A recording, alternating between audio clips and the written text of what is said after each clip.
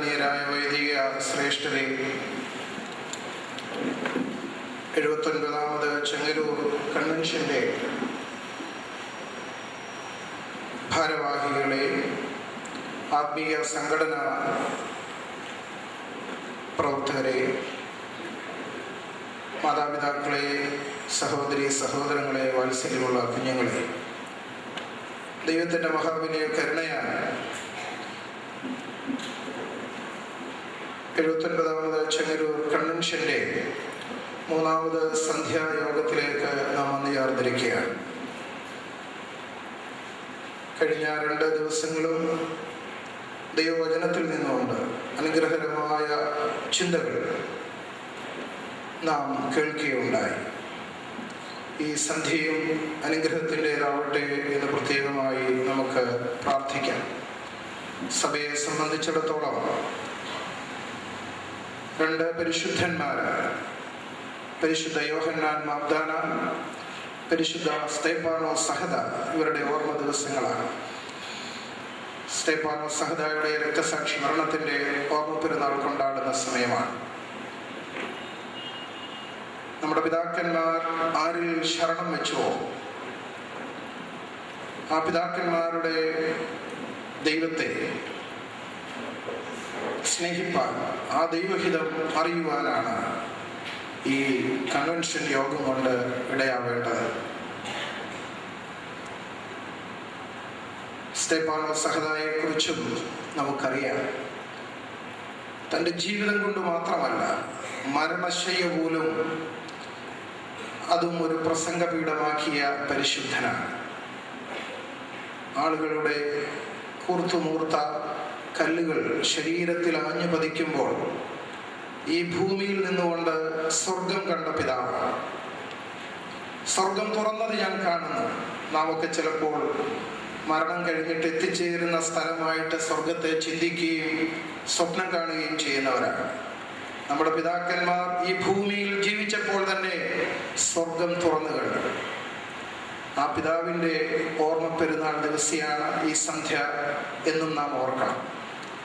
അവരുടെ പ്രാർത്ഥനയും മധ്യസ്ഥതയും നമുക്ക് അനുഗ്രഹമാവട്ടെ എന്ന് പ്രാർത്ഥിക്കുകയാണ്. യോഹന്നാൻ മാബ്ദാനായും നമുക്കറിയാം, കർത്താവിൻ്റെ പ്രസാദവർഷം പ്രസംഗിച്ച് ജനം മാമോദീസ സ്വീകരിക്കാൻ വന്നപ്പോൾ ചോദിച്ചു, ഞങ്ങൾ എന്ത് ചെയ്യേണ്ടു എന്നുള്ളത്. അരയിൽ തോൽവാറും ഒട്ടകരോമം കൊണ്ടുള്ള ഉടുപ്പും വളരെ ലളിതമായ ഭക്ഷണവും സ്വീകരിച്ച ഒരു ശൈലിയായിരുന്നു അദ്ദേഹത്തിൻ്റെ. പക്ഷേ ചുങ്കക്കാരും പടജനങ്ങളും സകല ജനങ്ങളും വന്ന് ചോദിച്ചു, ഞങ്ങൾ എന്ത് ചെയ്യേണ്ടു? ഈ സന്ധ്യയിൽ തിരുവചനം പിതാക്കന്മാരിൽ നാം കേൾക്കുമ്പോൾ നമ്മുടെ ഹൃദയത്തിലും നമുക്കും ചോദിക്കാൻ കഴിയണം, ഞങ്ങൾ എന്തു ചെയ്യണം എന്നുള്ളത്. അതിന് ഇന്നത്തെ തിരുവചന ശുശ്രൂഷ മുഖാന്തരമാവട്ടെ എന്ന് ഞാൻ പ്രത്യേകമായി പ്രാർത്ഥിക്കുന്നു. എൻ്റെ കർത്തവ്യത്തിലേക്ക് പ്രവേശിക്കുക. ഈ രാത്രിയിൽ ദൈവവചനം നമ്മോട് അറിയിക്കുവാൻ തക്കവണ്ണം നമ്മുടെ ക്ഷണം സ്വീകരിച്ചിവിടെ എത്തിയിരിക്കുന്നത് ആദരണീയനായ P.A. ഫിലിപ്പച്ചനാണ്. മലങ്കര ഓർത്തഡോക്സ് സഭയുടെ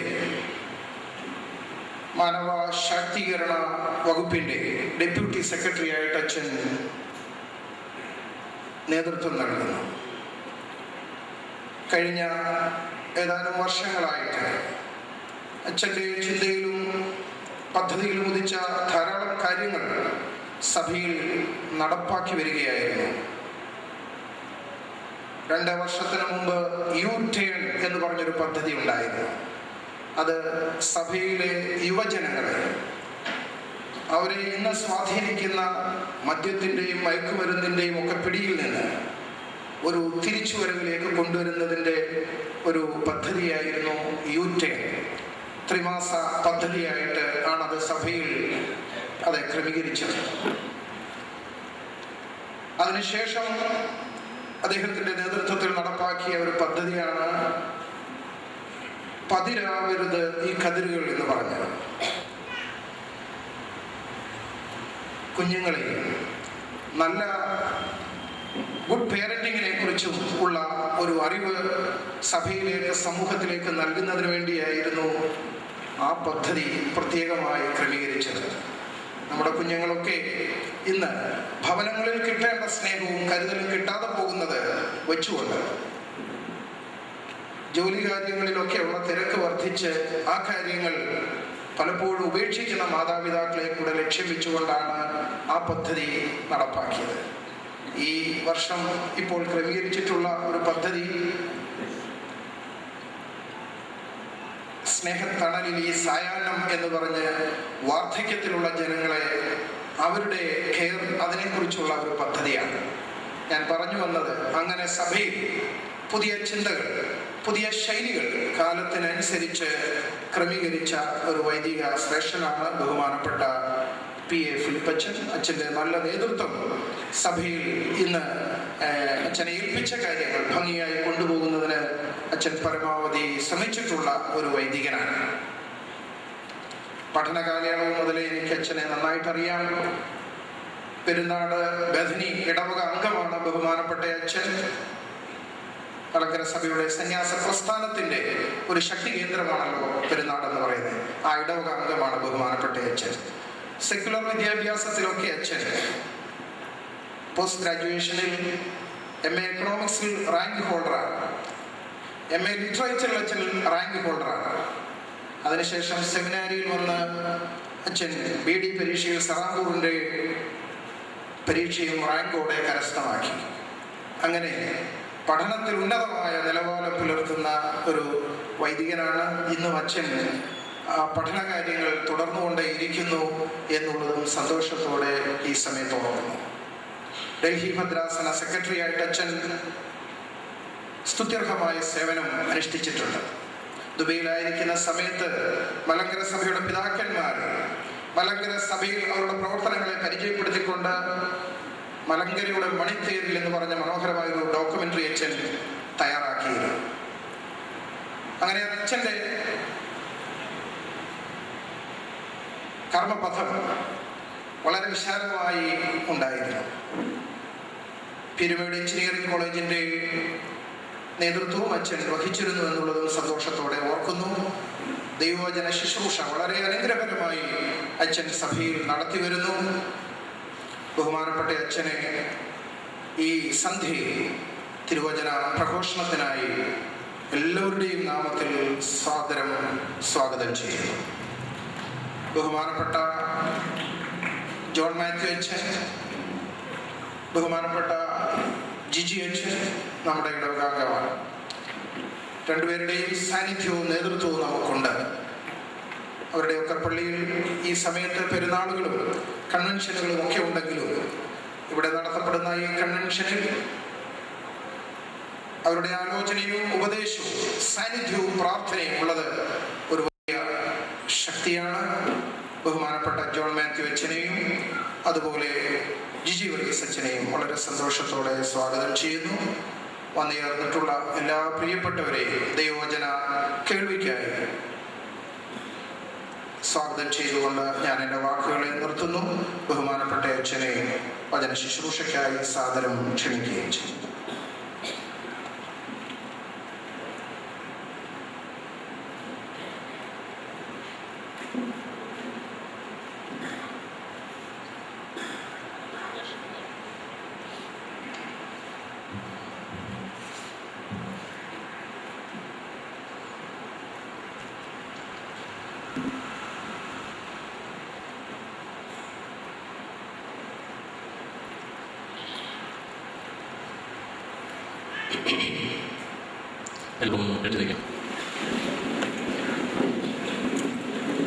ഞാൻ ചൊല്ലുന്ന ഗീതത്തിന്റെ എല്ലാവർക്കും അറിയാവുന്നതാണ്.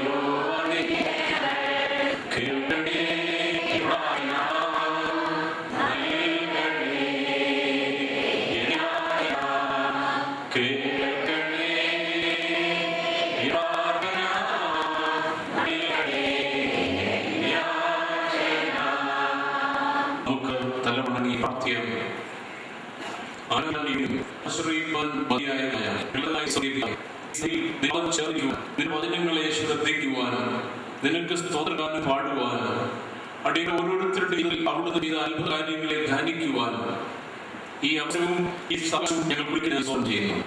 ദൈവങ്ങളിലും സ്ഥാനങ്ങളിലും ഞങ്ങളെ വരുത്തിയിരുന്നല്ലോ. ദൈവമേ, അവിടുത്തെ അതുല്യമായ നന്മകൾക്കായി കരുണകൾക്കായി സ്തോത്രം ചെയ്യുന്നു.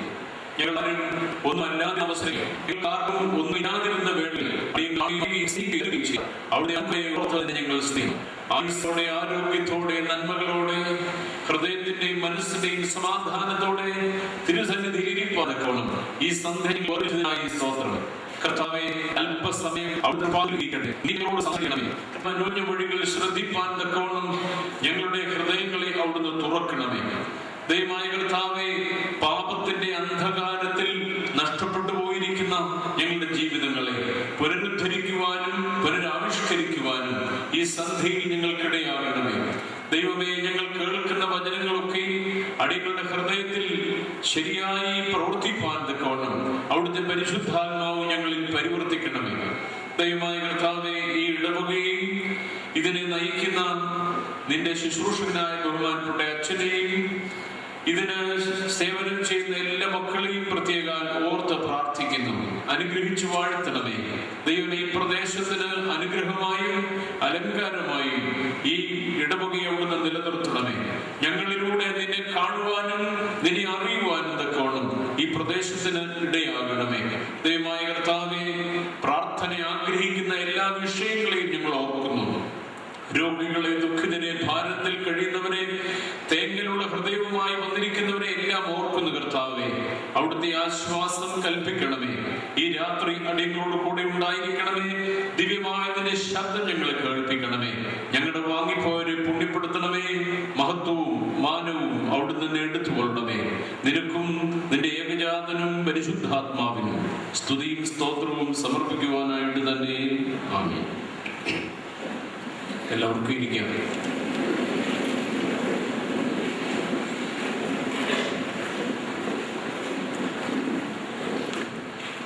ത്രിയേക ദൈവത്തിന്റെ ധന്യതിരുനാമത്തിന് മഹത്വം ഉണ്ടാവട്ടെ.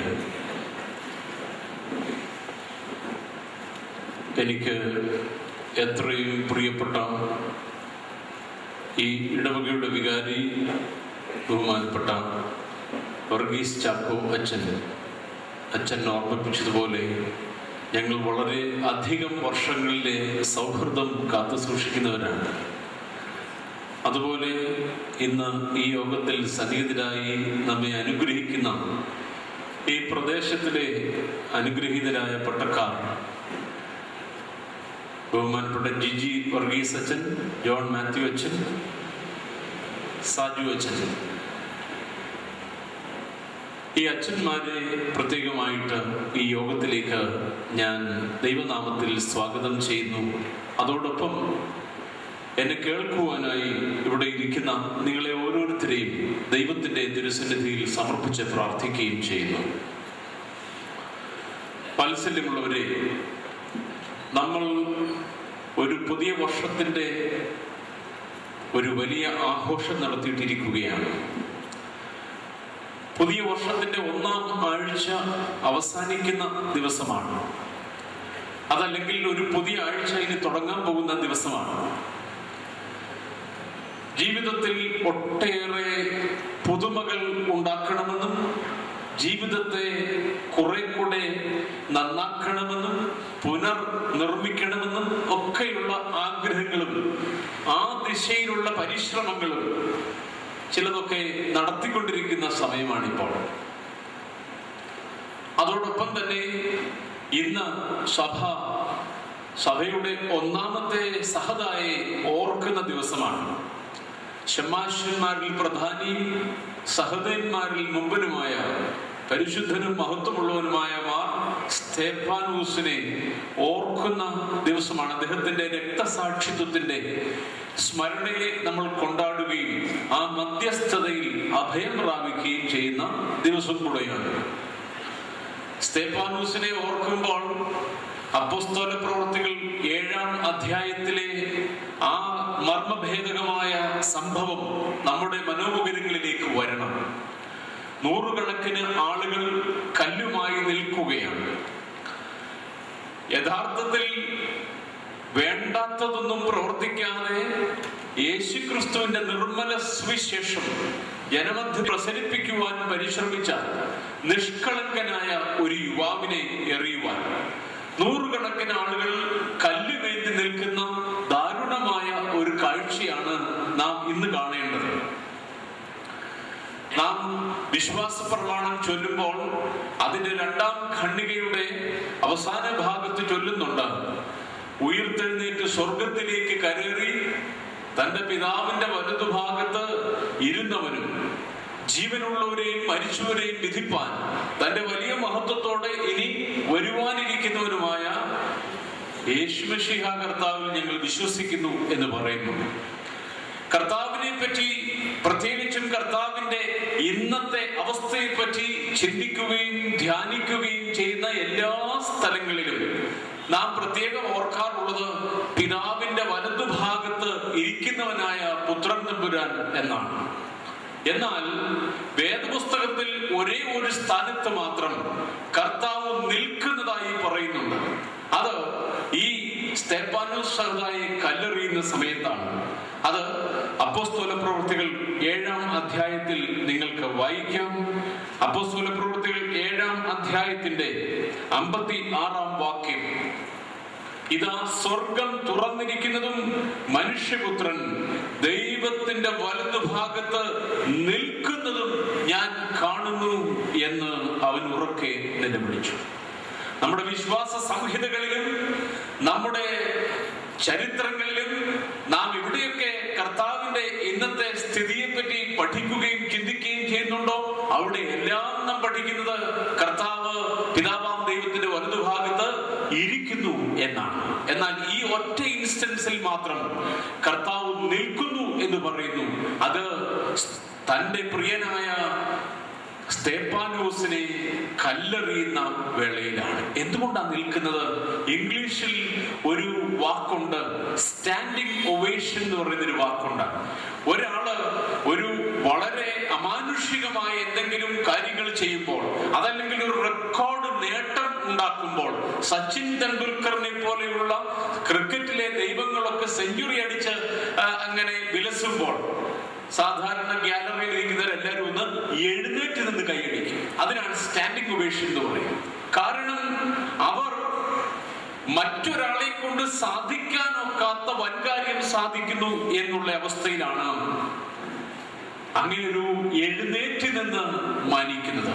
വാത്സല്യമുള്ളവരെ, കർത്താവായ യേശുവിന് വേണ്ടി ചോര ചിന്തി മരിച്ച സഹദേന്മാരിൽ മുമ്പനായ ശമാശന്മാരിൽ പ്രധാനിയായ സ്തേഫാനോസിന്റെ മരണത്തോടനുബന്ധിച്ച് കർത്താവ് എഴുന്നേറ്റ് നിന്ന് അവനെ സ്വീകരിച്ചു.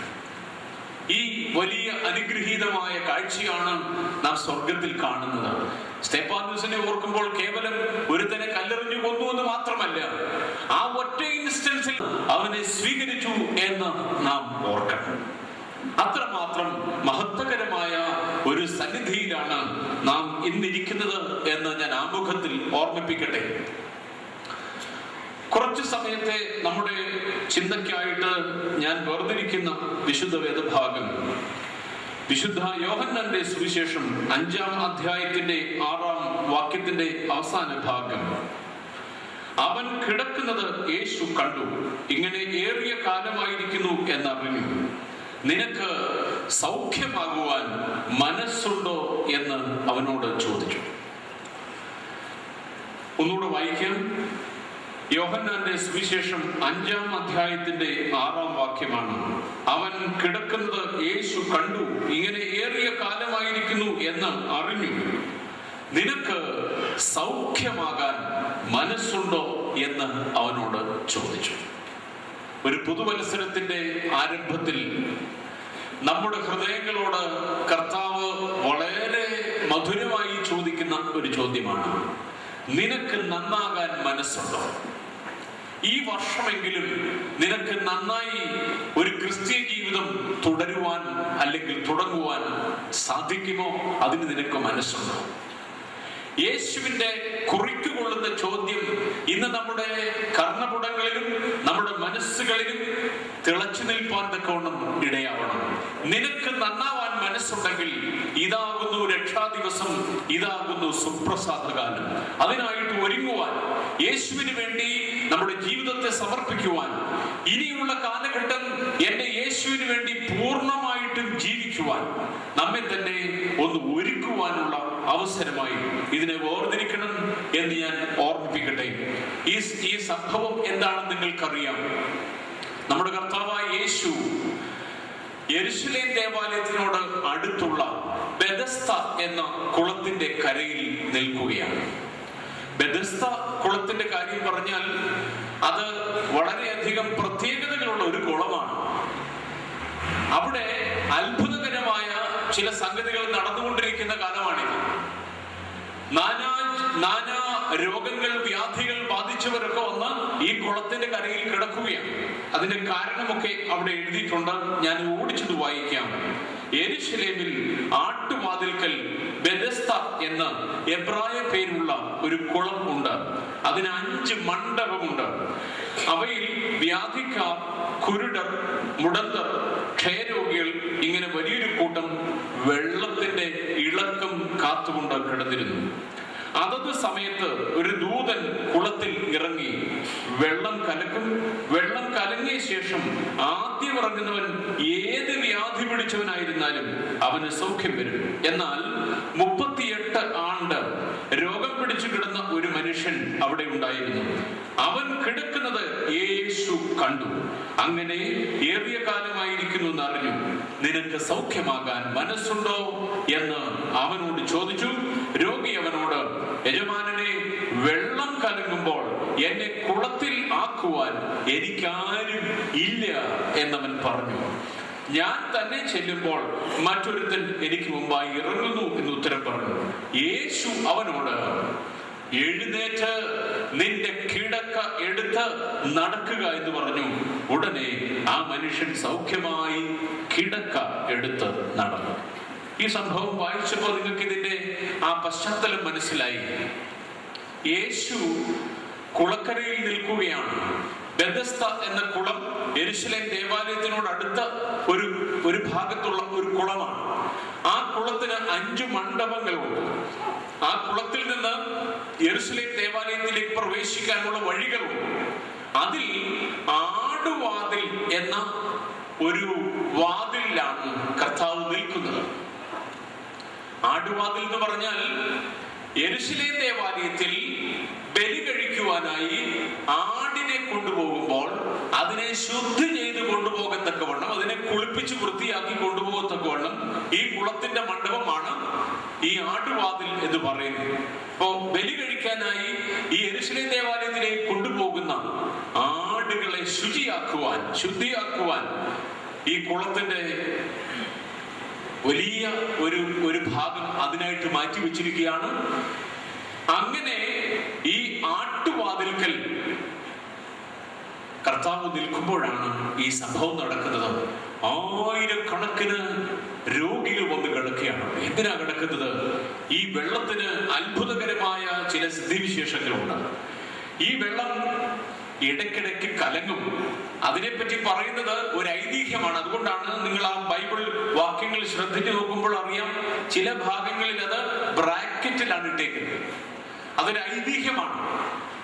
ഒരു ദൂതൻ ഈ കുളത്തിൽ ഇടയ്ക്കിടയ്ക്ക് ഇറങ്ങുമെന്നും, ദൂതൻ ഇറങ്ങിയിട്ട് ഈ കുളമാകെ കലക്കുമെന്നും, കലങ്ങിയ വെള്ളത്തിൽ ആദ്യം ഇറങ്ങുന്നവൻ ആരാണെങ്കിലും അവന് സൗഖ്യം കിട്ടുമെന്നും ഒക്കെയുള്ള ഒരു ഐതിഹ്യം, അവരുടെ ഒരു കഥ സഭ യഹൂദ സമൂഹ മധ്യത്തിൽ ഉണ്ടായിരുന്നു. അതിനനുസരിച്ചാണ് ആളുകൾ ഇവിടെ വന്ന് കിടക്കുന്നത്. എവിടെയെങ്കിലും അത്ഭുതമുണ്ടെന്ന് അറിഞ്ഞു കഴിഞ്ഞാൽ പിന്നെ ആളുകൾ ഇങ്ങനെ കെട്ടിക്കയറുമല്ലോ. നമ്മുടെ ഇന്നത്തെ കാലഘട്ടത്തിലും വ്യത്യാസമൊന്നുമില്ല. എവിടെയെങ്കിലും അത്ഭുതം നടക്കുന്നെന്ന് കേട്ടാൽ മതി, എവിടെയെങ്കിലും എന്തെങ്കിലും പ്രത്യേകതകളുണ്ടെന്ന് കേട്ടാൽ മതി, അവിടേക്ക് ആളുകൾ അങ്ങ് ഇരമ്പിപ്പായുകയാണ്. അങ്ങനെ ധാരാളം ആളുകൾ വന്ന് കിടക്കുന്ന ഒരു കുളക്കരയാണ്. ഈ കുളത്തിന്റെ പേര് ബെഥസ്ത എന്നാണ്. ബെഥസ്ത എന്ന് പറയുന്ന വാക്കിന്റെ അർത്ഥം ദ ഹൗസ് ഓഫ് മേഴ്സി എന്നാണ്. എന്ന് പറഞ്ഞാൽ കരുണയുടെ ഭവനം എന്നാണ് അർത്ഥം. കാരുണ്യത്തിന്റെ വീട് എന്നാണ് ഈ ബെഥസ്ത എന്ന വാക്കിന്റെ അർത്ഥം. അപ്പോൾ കാരുണ്യത്തിന്റെ ഭവനത്തിൽ കരുണയുടെ കാതലായ കർത്താവ് വന്ന് നിൽക്കുന്ന കാഴ്ചയാണ് നാം ഈ ഭാഗത്ത് കാണുന്നത്. കരുണയുടെ കാതലായ കർത്താവ് കരുണയുടെ വീട്ടിൽ കാരുണ്യത്തിന്റെ ഭവനത്തിൽ വന്ന് നിൽക്കുകയാണ്. നിൽക്കുമ്പോൾ കുറെ അധികം സമയം അവിടെ നിന്നപ്പോ കർത്താവിന്റെ അടുത്ത് ആരും വന്ന് പറഞ്ഞില്ല, ഞങ്ങളെ സൗഖ്യമാക്കണമെന്നോ, ഞങ്ങൾ രോഗികളാണ്, ഞങ്ങൾക്ക് സൗഖ്യം ആവശ്യമുണ്ടെന്നോ ഒന്നും ആരും കർത്താവിനോട് പറയുന്നില്ല. കർത്താവ് വളരെ ശാന്തനായി അവിടെ നടക്കുന്ന സംഭവങ്ങളൊക്കെ ഇങ്ങനെ കണ്ടും കേട്ടും നിൽക്കുകയാണ്. അപ്പോഴാണ് അവന്റെ ശ്രദ്ധ, അവന്റെ നോട്ടം ഒരു പ്രത്യേക മനുഷ്യനിൽ ചെന്ന് പതിക്കുന്നത്. ആ മനുഷ്യൻ കർത്താവിനോട് ഒന്നും അവിടെ വെച്ച് പറയുന്നില്ല. കർത്താവ് അങ്ങോട്ട് ചോദിക്കുകയാണ്, നിനക്ക് സൗഖ്യമാകാൻ മനസ്സുണ്ടോ എന്നാണ്. അയാൾ ഒന്നും കർത്താവിനോട് പറഞ്ഞില്ല. എനിക്ക് സൗഖ്യം വേണമെന്നോ അല്ലെങ്കിൽ ഇത്ര വർഷമായിട്ട് ഞാൻ ഇവിടെ കിടക്കുകയാണെന്നോ ഒന്നും കർത്താവിനോട് അവൻ പറയുന്നില്ല. പക്ഷേ കർത്താവ് അങ്ങോട്ട് ചോദിക്കുകയാണ്, നിനക്ക് സൗഖ്യമാകാൻ മനസ്സുണ്ടോ എന്ന്. ഈ കുളത്തെ പറ്റി ഒന്ന് രണ്ട് കാര്യം കൂടെ നിങ്ങളുടെ ശ്രദ്ധയിലേക്ക് ഞാൻ വെക്കുകയാണ്. ഈ കുളം ഒത്തിരി അത്ഭുത സിദ്ധികളുള്ള കുളമാണെന്ന് പറഞ്ഞല്ലോ. അതിന് കാരണം, അതിന് പുറകിലും ചില കഥകളൊക്കെ ഉണ്ട്. ആദാമിനെ ദൈവം ഏദൻ പർദീസയിൽ നിന്ന് പുറത്താക്കിയപ്പോൾ എന്തു പറഞ്ഞാ പുറത്താക്കിയത്? ജീവന്റെ വൃക്ഷത്തിന്റെ ഫലം ഇവൻ ഇനി പറിച്ചു തിന്നേക്കും എന്ന് പറഞ്ഞാണ് അവനെ ഇവിടുന്ന് പുറത്താക്കുന്നത്. പോകാൻ നേരത്തെ ആദാം ദൈവത്തോട് പറഞ്ഞു, ദൈവമേ, കാര്യങ്ങളൊക്കെ ഇത്രയായല്ലോ, ഏതാണെങ്കിലും ഞാൻ ഇവിടുന്ന് പോവുകയുമാണ്. എനിക്ക് ജീവന്റെ ഫലം തിന്നണമെന്ന് ആഗ്രഹമൊക്കെ ഉണ്ടെങ്കിലും അത് സാധിക്കുന്നില്ലല്ലോ. അതുകൊണ്ട് ഫലം തന്നില്ലേലും വേണ്ടിയല്ല, ഈ ജീവന്റെ വൃക്ഷത്തിന്റെ ആ വൃക്ഷത്തിന് ഒരു കൊമ്പ്, ഒരു ചെറിയ ഒരു ശാഖ എനിക്ക് വേണം, ഒരു കമ്പ് ഒടിച്ചുകൊണ്ട് പോകാൻ അനുവദിക്കണമെന്ന് പറഞ്ഞു. അങ്ങനെ ഈ വൃക്ഷത്തിൽ നിന്ന് ഒരു ചെറിയ കമ്പ് ദൈവം അവന് ഒടിച്ചു കൊടുത്തു. അവൻ അതുകൊണ്ട് ഈ നാശയോഗ്യമായ ഭൂമിയിലേക്ക് വന്നു. ഇവിടെ അത് കുഴിച്ചു വെച്ചു. ആ കമ്പ് അവിടെ നിന്ന് മുളച്ചു. ആ വൃക്ഷമാണ് മോറിയ മലയിൽ നിന്ന വൃക്ഷം എന്ന് പിന്നീട് നാം കാണുന്നുണ്ട്. മോറിയ മലയിലെ വൃക്ഷത്തിന്റെ കാര്യം നമ്മളല്ല ഞായറാഴ്ചയും നമസ്കാരങ്ങളിൽ പാടാറുണ്ടല്ലോ. കുഞ്ഞാടിനെ വൃക്ഷം നൽകി, തീക്കൽപ്പാറ ജലം നൽകി എന്ന് പറയുന്ന ഭാഗം. അബ്രഹാം ബലി കഴിക്കാനായി മോറിയ മലയിൽ ചെന്നപ്പോൾ കുഞ്ഞാടിനെ വേണമായിരുന്നു ബലി കഴിക്കുവാൻ. അത് ഇസ്ഹാക്ക് ചോദിക്കുന്നുണ്ട്, അപ്പ തീയും വെറുവും ഒക്കെ ഉണ്ട്, പക്ഷേ ബലി കഴിക്കാനുള്ള കുഞ്ഞാട് എവിടെയെന്ന് ചോദിക്കുമ്പോൾ മകനെ അത് ദൈവം കരുതിക്കൊള്ളും എന്ന് അബ്രഹാം മറുപടി കൊടുക്കുന്ന ഭാഗം. അപ്പോൾ ഇസ്ഹാക്കിന് പകരമായി ബലിപീഠത്തിന്മേൽ ബലി കഴിക്കാൻ ഒരാടിനെ കൊടുത്തത് ആരാണ്? ഈ വൃക്ഷമാണ്. കുഞ്ഞാടിനെ നൽകിയത് ഈ വൃക്ഷമാണ്. അതും കഴിഞ്ഞു, നൂറ്റാണ്ടുകൾ കഴിഞ്ഞു. യെരൂശലേം ദേവാലയം പണിയുന്ന സമയത്ത് ശലോമോൻ ഈ വൃക്ഷം അവിടെ നിന്ന് വെട്ടിക്കൊണ്ടുവന്നപ്പോ യെരൂശലേം ദേവാലയത്തിൽ അതിലേതെങ്കിലും ഉപകരണം ഉണ്ടാക്കാമെന്ന് വിചാരിച്ചു കൊണ്ടുവന്നപ്പോ അതിലെന്തൊക്കെയോ പ്രയാസങ്ങളും പ്രശ്നങ്ങളും ഉണ്ടായി. ആ തടിയെടുത്ത് പുറത്തിട്ടു. അത് പിന്നീട് യെരൂശലേം ദേവാലയത്തിലേക്ക് വരുന്ന ഭാഗത്തുള്ള ഒരു തോടിന് പാലമായിട്ട് ഉപയോഗിച്ചു എന്നും, ശേബാരാജ്ഞി ആ പാലം കിടക്കുമ്പോൾ ഒരിക്കൽ മാലാഖ വാളുമായിട്ട് നിന്ന് ഇവിടെ കടന്നുകൂടാ എന്ന് പറഞ്ഞതുമൊക്കെയാണ് ഐതിഹ്യം. അവസാനം ഒരു വെള്ളപ്പൊക്കത്തിൽ ഈ തടി ഒഴുകിപ്പോയി. അവസാനം ഇത് ചെന്നുപെട്ടത് ഈ യെരൂശലേം ദേവാലയത്തിന്റെ തന്നെ അടുത്തുള്ള ബെഥസ്ത കുളത്തിലാണ്. ആ തടി അവിടെ കിടക്കുന്നത് കൊണ്ടാണ് ഈ വെള്ളത്തിന് അത്ഭുത സിദ്ധിയുള്ളത്. അവിടെ ഏദൻ തോട്ടത്തിൽ നിന്ന് ജീവവൃക്ഷത്തിന്റെ കൊമ്പിൽ നിന്ന് മുളച്ചു വന്ന ഒരു തടിയാണല്ലോ. അതുകൊണ്ടാണ് ഇതിന് അത്ഭുത സിദ്ധി ഉള്ളത് എന്നൊക്കെയുള്ള വിശ്വാസവും അത് സംബന്ധിച്ചുള്ള കഥകളും ഒക്കെ യഹൂദ സമൂഹത്തിൽ ഉണ്ടായിരുന്നു. അപ്പോൾ ഇതിന്റെ മെഡിസിനൽ വാല്യൂ എങ്ങനെ ഉണ്ടായി എന്ന് നമുക്ക് തീർച്ച പറയാൻ സാധിക്കുന്നില്ലെങ്കിലും വെള്ളത്തിൽ ഇറങ്ങുന്നവർ സൗഖ്യമാകുന്ന കാഴ്ച അവിടെ പലരും കണ്ടിട്ടുണ്ട്. അതുകൊണ്ടാണ് ഈ ഒരു മനുഷ്യനോട് വന്ന് കിടക്കുന്നത്. 38 വർഷം സ്തംഭിതനായി അവിടെ കട്ടിലിൽ കിടക്കുകയാണ്. അവനോട് കർത്താവ് ചോദിക്കുന്ന ചോദ്യം ഒരു തരത്തിൽ പറഞ്ഞാൽ അസംബന്ധമല്ലേ എന്നെനിക്ക് തോന്നിയിട്ടുണ്ട്. വളരെ അസംഗതമായ ഒരു ചോദ്യമാണ് കർത്താവ് ചോദിക്കുന്നത്. നിനക്ക് സൗഖ്യമാകാൻ മനസ്സുണ്ടോ? 38 വർഷമായിട്ട് കട്ടിലിൽ കിടക്കുന്നവൻ, സൗഖ്യം ആവശ്യമുള്ളവൻ, ആവശ്യമെന്നല്ല അത്യാവശ്യമുള്ളവനാണ്. അവനോടാണ് കർത്താവ് ചോദിക്കുന്നത്, നിനക്ക് സൗഖ്യമാകണമോ എന്ന്. ഈ ചോദ്യം യഥാർത്ഥത്തിൽ കർത്താവ് ചോദിക്കാൻ പാടുണ്ടായിരുന്നോ എന്ന് നമുക്ക് സംശയം തോന്നാം. എന്തുകൊണ്ടാണ് ഈ മനുഷ്യനോട് കർത്താവ് ഈ ചോദ്യം ചോദിച്ചത്? യഥാർത്ഥത്തിൽ അവന് സൗഖ്യമാകണമായിരുന്നെങ്കിൽ ആകാനുള്ള സമയം കഴിഞ്ഞിരുന്നില്ലേ? 38 വർഷം വേണോ ഒരാൾക്ക് കുളത്തിലേക്ക് ഒന്ന് ഇറങ്ങാനായിട്ട്? അവൻ പറയുന്നത് എന്താണ്? എന്നെ ഈ കുളത്തിലാക്കാൻ എനിക്ക് ആരും ഇല്ല എന്ന് പറഞ്ഞ് കിടക്കുകയാണ്. വല്ലവരെയൊക്കെ കുറ്റം പറഞ്ഞ് എനിക്കിതുവരെ സൗഖ്യം കിട്ടാഞ്ഞതിന്റെ ഉത്തരവാദിത്വമൊക്കെ മറ്റുള്ളവർക്കാണെന്നൊക്കെ പറഞ്ഞ് സൗഖ്യം ഇതുവരെ ലഭിക്കാതെ കഴിയുന്ന മനുഷ്യന് അവൻ അവിടെ തന്നെ കിടക്കുന്നതാണ് സന്തോഷം. കുളത്തിനകത്ത് പോകുന്നതിനേക്കാൾ അവന് സന്തോഷം ഈ കട്ടിലിൽ അങ്ങ് കിടക്കുന്നതാണ്. കാരണം എന്തെന്നറിയാമോ? ഇങ്ങനെ ആയിരക്കണക്കിന് ആളുകൾ വരുന്നുണ്ട്, സൗഖ്യം പ്രാപിച്ചു പോകുന്നുണ്ട്. ഇങ്ങനെ പോകുന്നവരുടെ കൂട്ടത്തിൽ ഭിക്ഷയാചിച്ചും അവനവന്റെ അന്നം മുട്ടാതെ ജീവിക്കുവാനും ഒക്കെയുള്ള സൗകര്യം എവിടെയുണ്ട്? ഈ കുളക്കരയിലുണ്ട്. അതുകൊണ്ട് കുഞ്ഞുണ്ണി മാഷ് പാടുന്നത് പോലെ, വെളിച്ചം ദുഃഖമാണ് ഉണ്ണി, തമസ്സല്ലോ സുഖപ്രദം. വെളിച്ചമില്ലാതിരിക്കുന്നതാണ് നല്ലത്. രാത്രി ആയിരിക്കുന്നത് തന്നെയാണ് നല്ലത്. ഇരുട്ടായിരിക്കുന്നതാണ് നല്ലത്. കാരണം എന്റെ അക്രമങ്ങളും വിക്രമങ്ങളും എന്റെ കൊള്ളരുതായികളും എന്റെ ചെയ്തു ദോഷങ്ങളും ഒക്കെ ദുസ്തഴക്കങ്ങളും ഒക്കെ ഇവിടെ നടക്കണമെങ്കിൽ എന്ത് വേണം? വെളിച്ചമില്ലാതിരിക്കുന്നതാണ് നല്ലത് എന്ന് പറയുന്നത് പോലെയാണ് ഇവനും. സൗഖ്യമാകാതെ അങ്ങ് കഴിയുന്ന ഒരു സന്തോഷം. ആ സന്തോഷം കർത്താവ് മനസ്സിലാക്കിയത് കൊണ്ടാണ് അവനോട് പ്രത്യേകമായിട്ട് ചോദിക്കുന്നത്, നിനക്ക് സൗഖ്യമാകാൻ മനസ്സുണ്ടോ എന്ന്. ഇവിടെ ഇരിക്കുന്ന പ്രിയപ്പെട്ടവരെ, എനിക്ക് നിങ്ങളോട് ഈ രാത്രി ചോദിക്കാനുള്ള ചോദ്യം ഇതാണ്. ഈ 2013 വർഷം ആരംഭിച്ചിരിക്കുന്നു. നിനക്ക് നന്നാവാൻ മനസ്സുണ്ടോ? മനസ്സുണ്ടെങ്കിൽ യേശു അതിന് തയ്യാറാണ്. പക്ഷെ ഇന്ന് അനേകരുടെ ഹൃദയത്തിന്റെ ആഴങ്ങളിലും കർത്താവെ എനിക്ക് ഇങ്ങനെയെങ്കിൽ ഇരുന്നേച്ചാൽ മതി, എനിക്ക് കൂടുതൽ നന്നാവേണ്ട എന്ന് പറയുന്ന ആളുകൾ ധാരാളമുണ്ട്. ഇങ്ങനെയൊക്കെ അങ്ങ് പോയച്ചാൽ മതി, കൂടുതലൊന്നും നന്നാവേണ്ട, ദൈവത്തോട് കൂടുതൽ അടുക്കുന്നത് വളരെ സൂക്ഷിക്കണം എന്ന് പറയുന്ന ആളുകളുണ്ട്. പത്രോസ് കർത്താവിന്റെ പുറകെ പോയതുപോലാണ്.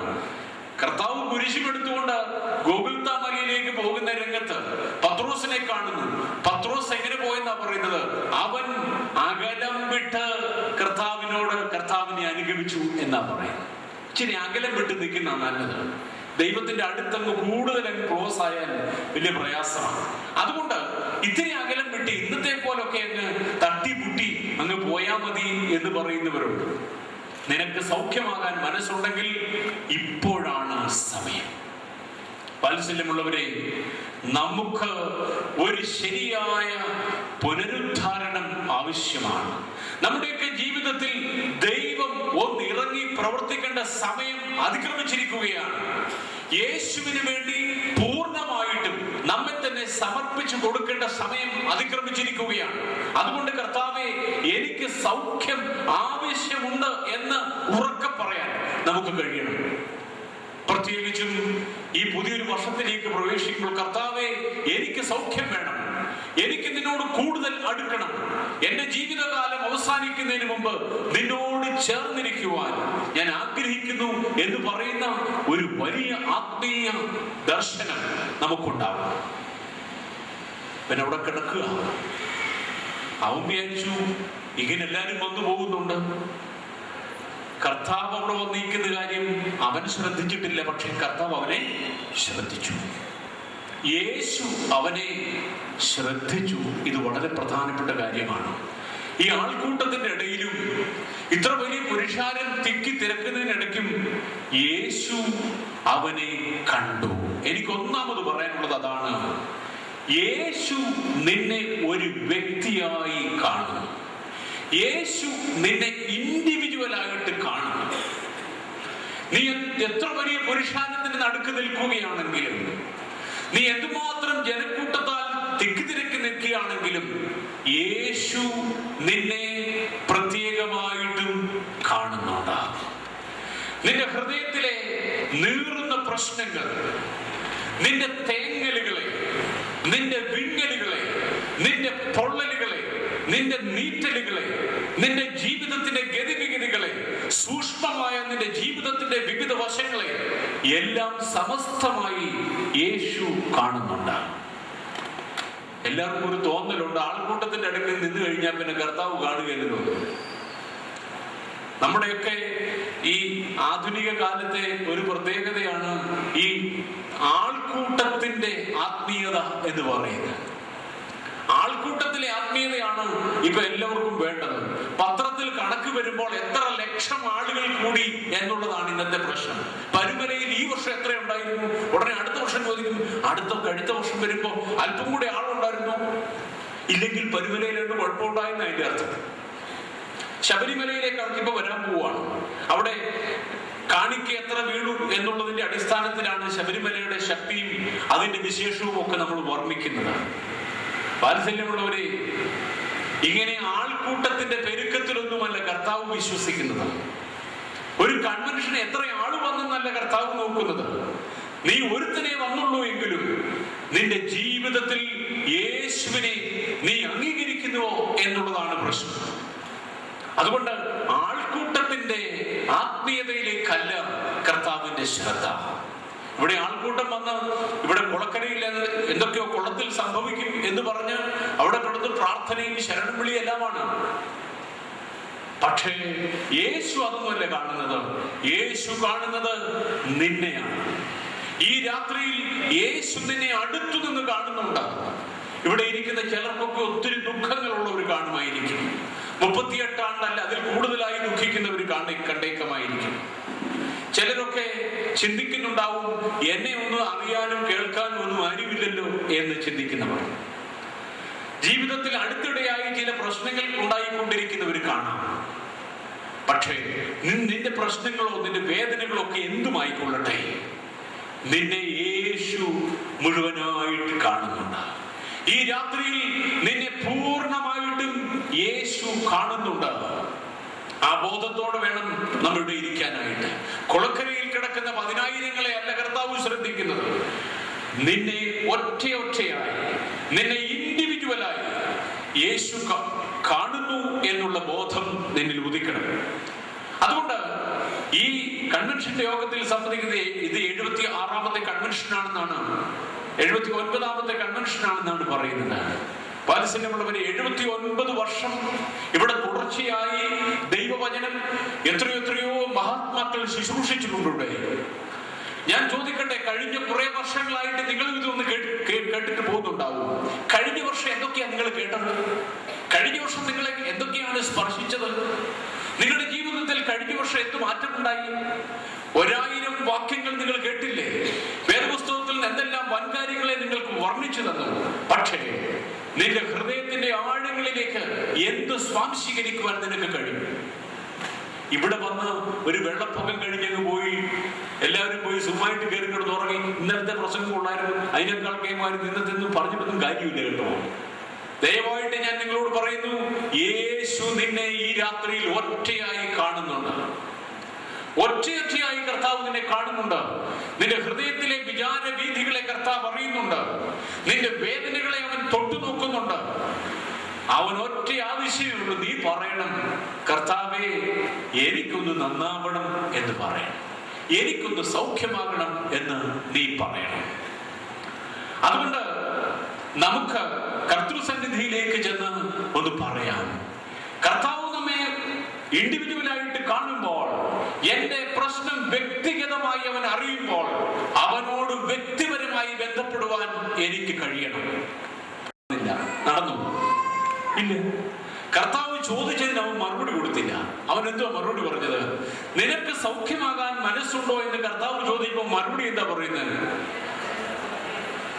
കർത്താവെ, എനിക്ക് ആരും ഇല്ല എന്നവൻ പറയുന്നത്. അവൻ പറയേണ്ടിയിരുന്ന എന്താണ്? ഉണ്ട് എന്ന് പറയേണ്ടിയിരുന്നിടത്ത് അവൻ അവസാനിപ്പിച്ച് എന്ത് പറഞ്ഞാണ്? ഇല്ല എന്ന് പറഞ്ഞാണ്. നിനക്ക് സൗഖ്യമാകാൻ മനസ്സുണ്ടോ എന്ന് ചോദിച്ചപ്പോൾ ഒറ്റ വാക്കിൽ അവന് മറുപടി പറഞ്ഞാൽ മതിയായിരുന്നു. ഉണ്ട് കർത്താവേ എന്ന് പറഞ്ഞാൽ മതിയായിരുന്നു. എനിക്ക് സൗഖ്യമാകാൻ മനസ്സുണ്ട് എന്ന് പറഞ്ഞാൽ മതിയായിരുന്നു. പക്ഷെ അവൻ പറഞ്ഞു വന്നപ്പോ എന്തായിപ്പോയി? ഇല്ല എന്നായിപ്പോയി. ഇല്ലേ? അവൻ എന്തോ പറഞ്ഞത്? കർത്താവ് ചോദിച്ച ചോദ്യത്തിനല്ല അവൻ മറുപടി കൊടുത്തത്. നിനക്ക് സൗഖ്യമാകാൻ മനസ്സുണ്ടോ എന്ന് ചോദിച്ചപ്പോ അവൻ പറയുന്നത് എനിക്ക് ആരുമില്ല കർത്താവേ. ഈ ആൻസർ അല്ല കർത്താവ് ഉദ്ദേശിച്ചത്. യേശു അവനെ ഉദ്ദേശിച്ച ആൻസർ ഏതായിരുന്നു? ഉണ്ട് എന്ന ഒരു കൊച്ചു വാക്കായിരുന്നു. ഇത് നമ്മെ ബാധിക്കുന്ന ഒരു പ്രശ്നമാണ്. ചോദിക്കുന്ന ചോദ്യത്തിന് ഉത്തരം കൊടുക്കുകയില്ല. ഇങ്ങനെ പിടികിട്ടാപ്പുള്ളായിട്ട് ചിലരിങ്ങനെയാണ്. നിങ്ങൾ കണ്ടിട്ടില്ലേ ചില മന്ത്രിമാരെയൊക്കെ ഇന്റർവ്യൂ ചെയ്യുന്നത് TV-യിൽ? അവരോടൊരു ചോദ്യം ചോദിച്ചു നോക്കി, ഉടൻ തന്നെ അവർ വേറൊരു ആൻസറാണ് പറയുന്നത്. ഒരു പ്രശ്നത്തെ പറ്റി ചോദിക്കുമ്പോൾ അവർ വേറൊരു പ്രശ്നത്തിന്റെ ഉത്തരവാണ് പറഞ്ഞുകൊണ്ടിരിക്കുന്നത്. അതൊരു രാഷ്ട്രീയ തന്ത്രമാണ്. ചോദിക്കുന്ന ആളിനെ ഊശിയാക്കുന്ന ഇടപാടാണ്. നമ്മളും ഇങ്ങനെയാണ്. ദൈവം ചോദിക്കുന്ന ചോദ്യങ്ങൾക്ക് കൃത്യമായ മറുപടി കൊടുക്കാൻ പോലും നമുക്ക് കഴിയുന്നില്ല. എന്റെ കർത്താവെ, എനിക്ക് സൗഖ്യമാകാൻ മനസ്സുണ്ട് എന്ന് പറയേണ്ടതിന് പകരം എനിക്ക് ആരുമില്ല എന്ന് പറയാൻ അവൻ ശ്രമിക്കുകയാണ്. ആരുമില്ല എന്ന് പറയുമ്പോൾ അതിന്റെ അർത്ഥം എന്താണ്? ഞാൻ ഈ പരുവത്തിൽ ഇവിടെ കിടക്കുന്നതും ഈ 38 ആണ്ട് ഇവിടെ കിടന്നത് ഈ ദയനീയ സ്ഥിതിയിൽ എത്തിയിരിക്കുന്നു എല്ലാം ആരുടെ കുഴപ്പം കൊണ്ടാണ്? വല്ലവരുടെയും കുഴപ്പം കൊണ്ടാണ്. എന്റെ കുഴപ്പം കൊണ്ടല്ല. ആരെങ്കിലും എന്നെ സഹായിക്കാനും എന്നെ പൊക്കിയെടുത്ത് ഈ വെള്ളത്തിലിടാനും ഒക്കെ ആരെങ്കിലും ഉണ്ടായിരുന്നെങ്കിൽ ഞാൻ എപ്പോഴും സൗഖ്യമായി പോയിന്. ഞാൻ സൗഖ്യമാകാതിരിക്കുന്നതിന്റെ കാരണം ആരാണ്? വല്ലവരുമാണ്. എന്റെ കുഴപ്പമല്ല. നിനക്ക് സൗഖ്യമാകാൻ സൗഖ്യമാകണം, എന്റെ കുഴപ്പം കൊണ്ടാണ് ഇതുവരെ സൗഖ്യം കിട്ടാതിരുന്നത് എന്ന് പറയേണ്ടതിന് പകരം അവൻ പറഞ്ഞു വെച്ചത് എന്താണ്? വല്ലവരുടെയും കുഴപ്പം കൊണ്ടാണ് ഞാൻ ഇതുവരെ സൗഖ്യമാകാതെ ഇരുന്നത്. വാത്സല്യമുള്ളവരെ, ഈ കൈ കഴുകൽ പരിപാടി ഇപ്പോഴൊന്നും തുടങ്ങിയതല്ല. ഈ കൈ കഴുകി മാറുക, എന്തെങ്കിലും ചോദിച്ചാൽ അല്ലെങ്കിൽ ദൈവം എന്തെങ്കിലും ആവശ്യപ്പെട്ടാൽ അതിന് കൈ കഴുകി മറ്റെന്തെങ്കിലും മറുചോദ്യമോ അതല്ലെങ്കിൽ രക്ഷപ്പെടാനുള്ള ഉത്തരമോ പറഞ്ഞേച്ചു പോവുക. ആദാമിനോടും പഠിക്കുന്നു. ഈ വനം പഠിച്ചെന്ന് ചോദിച്ചപ്പോ എന്താ പറഞ്ഞത്? ഞാനല്ല കുഴപ്പക്കാരൻ. ആരാണ്? നീയാണ് കുഴപ്പക്കാരൻ. നീ എനിക്ക് തന്ന സ്ത്രീയാണ് ചെയ്തത്. സ്ത്രീയുമല്ല കുഴപ്പക്കാരിയാണോ? അല്ല. യഥാർത്ഥത്തിൽ നീ എനിക്ക് തന്ന സ്ത്രീയാണ് കുഴപ്പക്കാരി എന്ന് പറഞ്ഞ ആരാ കുഴപ്പക്കാരൻ? നീയാണ് കുഴപ്പക്കാരൻ. അപ്പോ ദൈവത്തെ പഴിചാരുന്ന പരിപാടി എവിടെ ആരംഭിച്ചതാണ്? ഏദൻ തോട്ടത്തിൽ തന്നെ തുടങ്ങിയ കുഴപ്പമാണ്. ആദ്യ മാതാപിതാക്കൾ തന്നെ ദൈവത്തെ പിടിച്ച് പ്രതികൂട്ടിൽ നിർത്തുന്ന കാഴ്ചയാണ് നമ്മൾ കാണുന്നത്. അഹറോൻ കാളക്കുട്ടിയെ, പൊന്നുകൊണ്ടുള്ള കാളക്കുട്ടിയെ വാർത്തുണ്ടാക്കി ജനം അതിന്റെ മുമ്പിൽ ആരാധിച്ചപ്പോൾ മോശ വന്നവനോട് ചോദിച്ചു, നീ എന്ത് പണിയാണ് കാണിച്ചത് എന്ന് ചോദിച്ചു. അത് നിങ്ങൾക്ക് വായിക്കാം. പുറപ്പാട് പുസ്തകത്തിന്റെ 34-ാം അധ്യായത്തിൽ ഉണ്ട്. 32-ാം അധ്യായം 21-ഉം 22-ഉം വാക്യങ്ങൾ. പുറപ്പാട് പുസ്തകം 32-ാം അധ്യായത്തിന്റെ 21-ഉം 22-ഉം വാക്യങ്ങൾ. ആരെങ്കിലും ബൈബിളിൽ വായിച്ചാട്ടെ? ഉറക്കെ ഇത് വായിക്കാൻ പറ്റുമോ?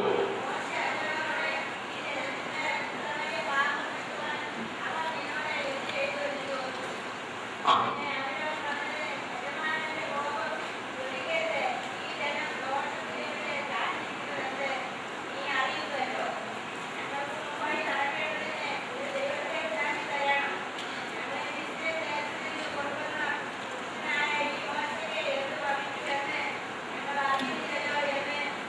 മോശ അഹറോനോട് ചോദിക്കുകയാണ്, നീ ഇവിടെ നേതാവായിട്ട് നിൽക്കുമ്പോൾ എന്തുകൊണ്ട് ഇത്രയും ഹീനമായ ഒരു കാര്യം ഇവിടെ സംഭവിച്ചു? ഇവിടെ എന്തുകൊണ്ട് നീ പൊന്നുകൊണ്ട് കാളക്കുട്ടി ഉണ്ടാക്കി കൊടുത്തു എന്ന് ചോദിച്ചപ്പോൾ മറുപടി എന്താണ്? എന്റെ കുഴപ്പമല്ല, ജനമെല്ലാരും കൂടെ മറുതലിക്കുന്ന ഈ ജനമെല്ലാം കൂടെ എന്നെ സമ്മർദ്ദത്തിലാക്കി. അപ്പോൾ ഞാൻ അവരുടെ സമ്മർദ്ദം സഹിക്കാതെ വന്നപ്പോ ഇങ്ങനെ ചെയ്തു പോയതാണ്. കുഴപ്പക്കാരനാരാണ്? ഞാനില്ല, ജനമാണ് കുഴപ്പക്കാരൻ. പീലാത്തോസ് ഒരു 5-6 പ്രാവശ്യം പറയുന്നുണ്ട്, കർത്താവ് ഒരു കുഴപ്പവും ചെയ്തിട്ടില്ല, ഇവനിൽ ഒരു കുറ്റവും ഞാൻ കാണുന്നില്ല എന്ന് പറയുന്നുണ്ട്. ഒരിടത്ത് പറയുന്നുണ്ട്, മരണയോഗ്യമായി ഇവൻ ഒന്നും ചെയ്തതായിട്ട് ഞാൻ മനസ്സിലാക്കുന്നില്ല എന്ന് പറയുന്നുണ്ട്. പക്ഷേ ഇടയ്ക്കിടയ്ക്ക് പറയുന്നുണ്ട്, എന്നാ ഇവനെ ഞാൻ അടി കൊടുത്തിട്ട് വിട്ടേക്കാം. ഇല്ലേ, നിങ്ങൾ വായിച്ചിട്ടില്ലേ അത്? ഒരു കുഴപ്പവും ഇവൻ ചെയ്തിട്ടില്ല എന്ന് പറഞ്ഞേച്ച് പറയുകയാണ്, ഇവന് 2 അടിയും കൊടുത്തിട്ട് വിട്ടേക്കാം. അവസാനം അതും കൊടുത്തിട്ടില്ല. അതിന് പകരം എന്ത് ചെയ്തു? കൈയും കഴുകി ആളിറങ്ങിപ്പോയി, എനിക്കിതിനകത്തെങ്കിലും പങ്കില്ല എന്ന് പറഞ്ഞിട്ട്. ഇതാണ് നമ്മുടെ എല്ലാം പണി. എവിടെയെങ്കിലും നിർണായകമായ തീരുമാനങ്ങൾ എടുക്കേണ്ടി വരുമ്പോൾ അവിടെ ഒഴിഞ്ഞു മാറുക. വല്ലവന്റെയും പുറകിൽ, വല്ലവന്റെയും ചുമലിൽ അതിന്റെ കുറ്റം ചാർത്തി രക്ഷപ്പെടാൻ നോക്കുന്ന വളരെ വളരെ ജുഗുപ്സാവഹമായ ഒരു മാനസികാവസ്ഥയാണിത്. വല്ലവരെയും കുറ്റം പറഞ്ഞ് ഞാൻ എന്റെ തടി രക്ഷപ്പെടുത്തുക, ഇത് നമ്മൾ മിക്കവാറും നമ്മുടെ വീടുകളിലൊക്കെ ചെയ്യുന്നതാണ്, അല്ലേ? അങ്ങോട്ടും ഇങ്ങോട്ടുമൊക്കെ പടിചാരി കുടുംബങ്ങൾക്കകത്തുണ്ട്, നമ്മുടെ പ്രാർത്ഥന യോഗങ്ങളിലുണ്ട്, നമ്മുടെ മർത്തമറിയം സമാജങ്ങളിലുണ്ട്, നമ്മുടെ പള്ളി പൊതുയോഗങ്ങളിലുണ്ട്. ഇപ്പൊ സ്ത്രീകളോട് ഇനിയിപ്പോ പള്ളി പൊതുയോഗങ്ങളിലായി കഴിയുമ്പോൾ അത് കൂടുമെന്ന് എനിക്ക് തോന്നുന്നു. ഏതാണെങ്കിലും ജനം അച്ഛനെ കുറ്റം പറയും, അച്ഛൻ ജനത്തെ കുറ്റം പറയും. ഇങ്ങനെ എല്ലാവരും കൈയും കഴുകി നടക്കുന്ന ഇടപാടുകളാണ്. ഇവിടെ ചോദിക്കുന്നു, നിനക്ക് സൗഖ്യമാകാൻ മനസ്സുണ്ടോ എന്നാണ്. സൗഖ്യമാകാൻ മനസ്സുണ്ടെങ്കിൽ അവന് പറഞ്ഞാൽ മതിയായിരുന്നു, എനിക്ക് സൗഖ്യമാകാൻ മനസ്സുണ്ട് കർത്താവേ എന്ന്. അപ്പോൾ തന്നെ അവന് സൗഖ്യം ലഭിച്ചേനുമായിരുന്നു. നാം നമ്മുടെ കുടുംബങ്ങളെയോ നമ്മുടെ പാരമ്പര്യങ്ങളെയോ നമ്മുടെ പൂർവികന്മാരെയോ നമ്മുടെ ഗുരുഭൂതന്മാരെയോ ഒക്കെ കുറ്റം പറഞ്ഞ് നമ്മുടെ തടി നന്നാക്കാൻ നോക്കരുത്.